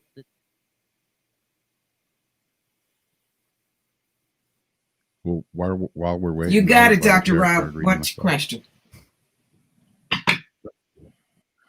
Oh, it's kind of in general, pretty much. Don't really have a. We do have somebody on the line, so let you get to Rob, right. and we'll get to this person. Okay, Rob, going to pull. It wants me to pull 5 cards for you. That's what your upstairs crew is telling me. Yeah. 1, 2, 3, 4, 5. All right. Number 1. Put your money where your mouth is. Money this year is going to be really important, not because you're greedy, but because you're going to need it. Second card. Notice she is sitting there with swords crossed under her jaw. She's kind of going, oh my God, I need to make a decision, but I don't know what to do. Somebody else make it for me. No, darling, you need to make the decision. And it's going to be a career decision, and it's going to have to do with the money. Third, the opportunity is going to come in fast. And this is not something that if you miss the brass ring the first time you get a second, it's one and done. You're going to have all kinds of ideas about what you could do But just like if you had 7 cups of alcohol, it's alcohol poisoning. 7 cups of fantasy is fantasy poisoning. Choose one and grab for it. Result? The right move. Keep your eye open. It's career for you. Thank you much. That kind of makes sense. It does make sense? Yes. Good. Excellent. That's my job. Okay. I have a fan on in the room. The hair is going nuts. All right. Who's next? All right. Yeah. 406 area code. Who do we got? Good evening, Jason. It's Mike in Montana. Hey, Mike. Long time. Haven't heard you. Yeah, I've been going through some tough times here lately. My Understandable. question, Corbie, is I have a object that I created 20 some years ago, and I gave it to my friend, and I gave it to him like 15 years ago, and he recently passed away, and before he passed, he asked me, or basically just said, I want you to have this back, what I gave him. And now his daughter, who lived out of state, came up here for the funeral and everything. And this object was something he took a lot of pictures of, and posted online. And so when she went to look for it, she couldn't find it. After asking around a bit, everybody said, well, Mike was the one who gave it to him. So they came to find me, and I told her I had, what I had given her father, and he had given it back. And so she's asking me to give it to her. In the 15 years that I've known this man, he's never gotten a call from her, never spoken much about her. I don't think they really got along that well. And it's something that's, I don't know what to do. I don't know whether to give it to her or to, hold on to it. Okay. I guess my question is, what should I honor what he wanted it to do, or should I honor her because it was her father? That. So I'm not sure where to go here. Gotcha. 3 cards, my friend. Number 1, make up your mind and stick to it. The card is back. Number 2, does she want the object or does she want what it is worth? If it is a $6,000 baseball card, that's one thing. If it's your favorite Flintstones glass tumbler from when you were kids, that's another thing. If you don't have a way to prove that it was regifted to you by her father, if she's desperate enough, she may fight you for it legally. So my question to you is, what is its value to you? He gave it back to you, but he's dead. And when we die, we no longer care about those things on earth. We really don't. So if it doesn't have massive amounts of spiritual worth to you, give it to her. Your buddy will not care. If it means something to you, you hang on to it with both hands. There is no obligation that you should give her something just because she waltzes up and goes, mine. Okay? Because I said that's what she did. She probably just called her dad when she needed money. She was one of those. Don't play her games. Don't play her games. Does that make sense? I appreciate it. Yeah, it does make sense. I appreciate the advice. Thank you. Okay. My pleasure, sir. Thank you, Mike. You have a great night. Thanks for calling in. All right. Don't know. I know one other person was like, call me back. And I had somebody else asking if they could call in twice. I'm like, no. You had your reading. That's a rule. You can only call in once. I don't see the number. Thank you. They I tried to call appreciate in. that. Yeah, one reading per person. But so it's I always love doing these. I remember I'm a big fan of Art Bell, and he would never have mediums on do God readings rest and all him. that. Yeah, he wouldn't have mediums. That wasn't his gig. But for me, I like our show is paranormal, and I like to have the paranormal be live on the show. And what better way than letting somebody do your craft live? Thank you. And I'm not trying to put people to the test. I'm not trying to put you to the test. I just think it's beautiful to watch the interaction. It's the reason why I started doing this show. I wanted people to be able, I work really hard to make phone lines that are really weird right now, but I work really hard to get phone lines for people to call in, to have these kind of interactions, to get to experience the paranormal live on the show. And I think it's awesome that you've done this. So thank you so much. What I have to compliment you back. Too often, someone contacts me about one of my books and the entire show ends up free readings, and that can get exhausting. But doing it half the show when you talk about the books for the first half, that's fair, and I never mind doing readings for that. So thank you for being fair to me as well as your listeners. Oh man, I try to be. One is to make them wait and listen to the show. You let them call in right away. There's that. Yeah, but I have them trying to call in before the show even starts half the time when I have a medium on. But I'll admit I've had some mediums on that have totally bombed at readings. I won't say who, but you did great tonight. Be kind. Yeah. And I was kind of those mediums too. I didn't just call them out like, oh, you totally blew tonight, but I think the audience do. But I've had you did awesome tonight. And fun.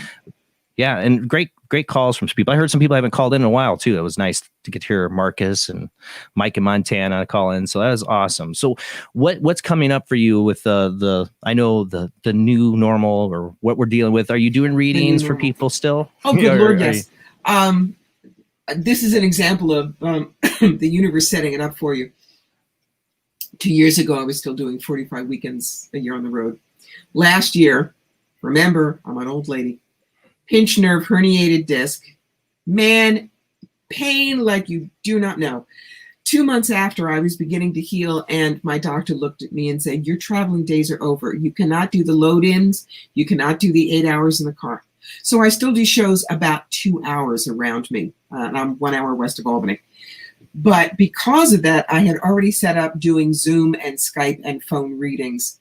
And so I'm busier than I ever was. Because remember, if I could only read you in person, guys, how do you know I'm not reading your body language? There is no difference in Zoom or Skype or phone. Energy is energy is energy. So there's that. Right. Oh, yeah. I definitely think, people should, before they get heavily involved in getting a psychic or going to a medium, they should read some stuff about cold reading and body language. And I've recommended that before, just to have an idea how people can pick up on stuff. So, you're not fooled. But, I remember I had my friend Katrina Cooper as a medium, and she's done a lot of traveling until recently. But I had her do one of her first, on the phone live readings. Like, she was always in person, and she was like, I don't know if I can do this. And the last time we had her on, she still kind of says it like, oh, I kind of have to have a picture, whatever. But then she blew everybody away, she even surprises herself. It's amazing. The technology we have now for, 20 years ago, mediums or psychics, Yes. It was just they got to be on the California psychic hotline for you to be able to call them to read you. And it wasn't the greatest. No. But But remember also technology. And psychics have different styles. You're talking about cold readings. That's, oh, I'm getting a woman. Did your mother die? What about your oh, it's your second cousin. That's different from if you say to me, I want to learn about my career. I will ask you, all right, which is it? Stay where you are, change jobs, or open your own place. That is not cold reading. No. That is each one of those subjects has a deep dish multi-card spread that's different from the other two. So It's important that your listeners realize cold is constantly pushing for vague. With me, it's be specific, because even though I'm fast, if you just say, I don't know, just tell me anything, I could run from A to R in your life encyclopedia. If what you wanted is a T, you're going to, she was terrible. She didn't tell me anything. Well, I think that's what happens a lot is the people go in with expectations and then they don't have any clear intent of what they want. And that's why they end up with a crummy reading. I think skeptics get that a lot. They get crummy readings and they go, oh, see, they're not real. No, because you go into it so skeptical, you don't even know what you want from the reading. That's right. You know? Muddy channels give muddy information. Again, you want to learn how to really prep. Psychic Yellow Brick Road, and go and look at our websites and read our testimonials. Don't buy a psychic pig in a poke, guys. You're putting your hard-earned money on the table. If the psychic doesn't feel like they have a brain in their head, they really care about what they're doing, or they're going to give you good information, don't go there no matter how cool the wiki-woo looks on the website. I have people still trying to call in. And I'm like, okay, we're done with calls. Like, I'm trying to control that right now. So but let's shall we tell the people where they can find me? Yes, exactly. Okay. You cannot avoid me, my darlings. Number one, CorbieMitleid.com is the website. Fire Through Spirit is my business page on Facebook where I do free reading hours once a month. You can find me on Instagram, Corbie Mitleid. You can find me on Twitter, Corbie Mitleid. I work 6 days a week. You cannot have a reading with me on Wednesday. That's my day for the family. But you can book right on my website. No problem. And don't buy more than you need. If you have one question or two, do the short reading. Do the burning question. You don't need a soul plane reading. I'm one of the rare psychics. I downsell myself. I don't upsell. So... Well, you want people to get out of it, you know, what they need, you know, at that time, you know. One of the story, I know we're coming to a close here, but one of the earliest ideas I had of what psychics were is my mom telling me how she went to this psychic. It told her all kinds of things. There's no way she could have known. I mean, this psychic had been pretty down legit. I mean, she knew stuff like that. I talked to a little girl and she told her that was your daughter you miscarried. Like, there's no way she could have known about her having a son, and that he talked to a little girl, which I did. And I remember she knew all kinds of, she even knew, like, predicted who my mom was going to marry. But there's one piece of information she gave her that was wrong. But boy, if she had told her the truth, the right thing, it would have changed my mom's life completely. It would have screwed things up. It told her childhood sweetheart had died, which my mom had thought he had, but he really hadn't. And if she had told her the truth, then that would have changed everything. My mom would probably gone and tried to find him. And she did find him later in life and almost screwed things up. So I think I asked this question of a lot of mediums and psychic. Do you think you when you're that channel through your guides or you're given that information, do you think they will give you some piece of either they'll hold back information because of things like that? That you could send you down the wrong path. There's a filter you don't even know about there to stop you from telling somebody the wrong thing. I do the direct download. Your guides are going to tell me what you need to know. And if you don't need to know that you're going to die in a car accident, I'm not going to hear that you're going to die in a car accident. Besides, nobody should ever know when they're going to die. Right. We have 4 or 5 different places we could leave, and they're set up ahead of your coming down here, and your soul takes a look and says, are we done? Yes, no.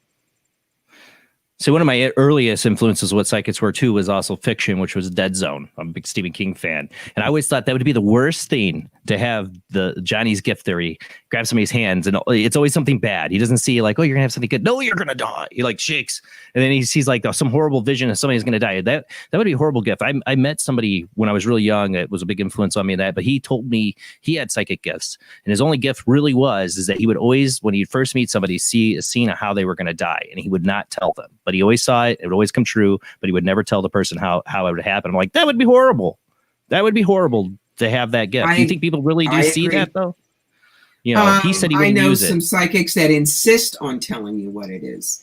I do not recommend their psychics to you because I will not recommend a psychic to somebody I have not had a reading with that I have not found professional. Well, I always thought, he was really telling me the truth because it was a private moment. And he's like, I really do see how people are going to die. I can see how you're going to die. I'm not going to tell you. He's like, I can't do it. It's the worst thing ever, but I've had this all my life. I see how people are going to die. I'm like, that'd be horrible. Then he can turn it off.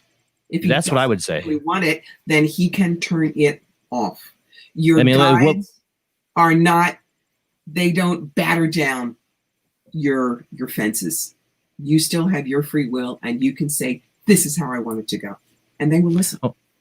One of the things is, I think, in my journey of discovering if I want to delve deeper into my own abilities is to get more connected with my guides. One last piece of advice. How do people get more connected with those guides that, like, if they wanted to do this path of doing readings and that, how do they get more connected with their guides? Let me see if I have the book yep, it's right here. I recommend this book to everybody. It's How I've Started Learning 30 years ago. Still in print. Opening to Channel by Sanaya Roman and Dwayne Packer. It leads you right through how to do it, how to stay safe, how to know if it's really your guides, how to know if it's your ego. It's how I learned, guys. Still out there. You can do it too. Let's see. I want to check that out because I think that's my biggest obstacle. You know, I told you I question everything. Mm-hmm. I question, is this information really coming from guides or spirits, or is it my ego, or is it my imagination? You know, that I question myself constantly, and I can see that as a big hindrance to be able to do what you do. No, in the beginning you have to. Otherwise you turn out to be a cosmic muffin. Oh, Mercury is retrograde today. I'm hiding under the bed. Get a clue. No, this is like any other skill. You practice. There'll be trial and error. Some days you're great, some days you're not. But when you do it repeatedly, you will learn when you're on all cylinders and when the motor is stalling. You know, thank you. But I'm going to have to definitely check out that book because I've been thinking about it. I've talked about it on the show. I want to get more back into learning how far can my abilities go? Because I've done some really stuff. To me, it's like, wow, that was crazy, you know, and like, should I pursue it? You know, it is the question. You say everybody has the ability. Some people, though, are, you know, born for it, and some people aren't. I would say if you want to pursue it, do. It doesn't mean you have to do it professionally. Right. If all I you don't do know is if I could do open these that. up for you, go do. Well, awesome. Well, thank you so much, Corbie, for being on the show tonight. Again, great time. Definitely have to get you back on in the future. I definitely want to get you back on in 2021, do this again, because the phone lines are blowing up. I'm sorry to everybody I had to hang up on. It happens. I only have two lines. It's a small little phone line system, but maybe next time when we get you back on, we'll got to get you back on for people to do readings. Love it. Love it. And then go check out your website. It's Corbie Mitleid. See, I got it wrong. Mitleid.com. That's CORBIEMITLEID.com. That's her website. Go check it out. Get a reading. If you couldn't get on tonight, go get a reading from Corbie. But that's it. That's the end of the show, guys. Thank you so much, Corbie. You were awesome. Definitely can't wait to have you on again. Next Sunday, we have returning guest. It's been a long time since he's been on. Is Gavin Lee Davies himself, author of Ghost Sex: The Violation, and his new book, which I got to get from him, is Harvest: The True Story of Alien Abduction. We've talked about aliens with Gavin before, and I know he's got his own experiences, so I cannot wait to get Gavin on to finally talk about this book. It's been a long time coming. All right, guys, thanks for tuning in. Thank you to everybody who subscribes and follows us on Facebook and shares the show out. That is the biggest help, but also really big help is the Patreons. Thank you so much. It does help pay the bills. You go to Patreon, look up Paranormal Soup, Jason Bland, $2 a month or $1 a month. Either way helps pay for the bills of this show. So thank you so much. Everybody does. All right, everybody, have a great night. See you next week. Same bad time, same bad channel. 10 p.m. to 1 a.m. Central, 11 p.m. to 2 a.m. Eastern, and 8 p.m. to 11 p.m. Pacific time. Check us out on all of our social networks, YouTube, Facebook, Twitter, Instagram. Follow us there. All right, guys. See you next week.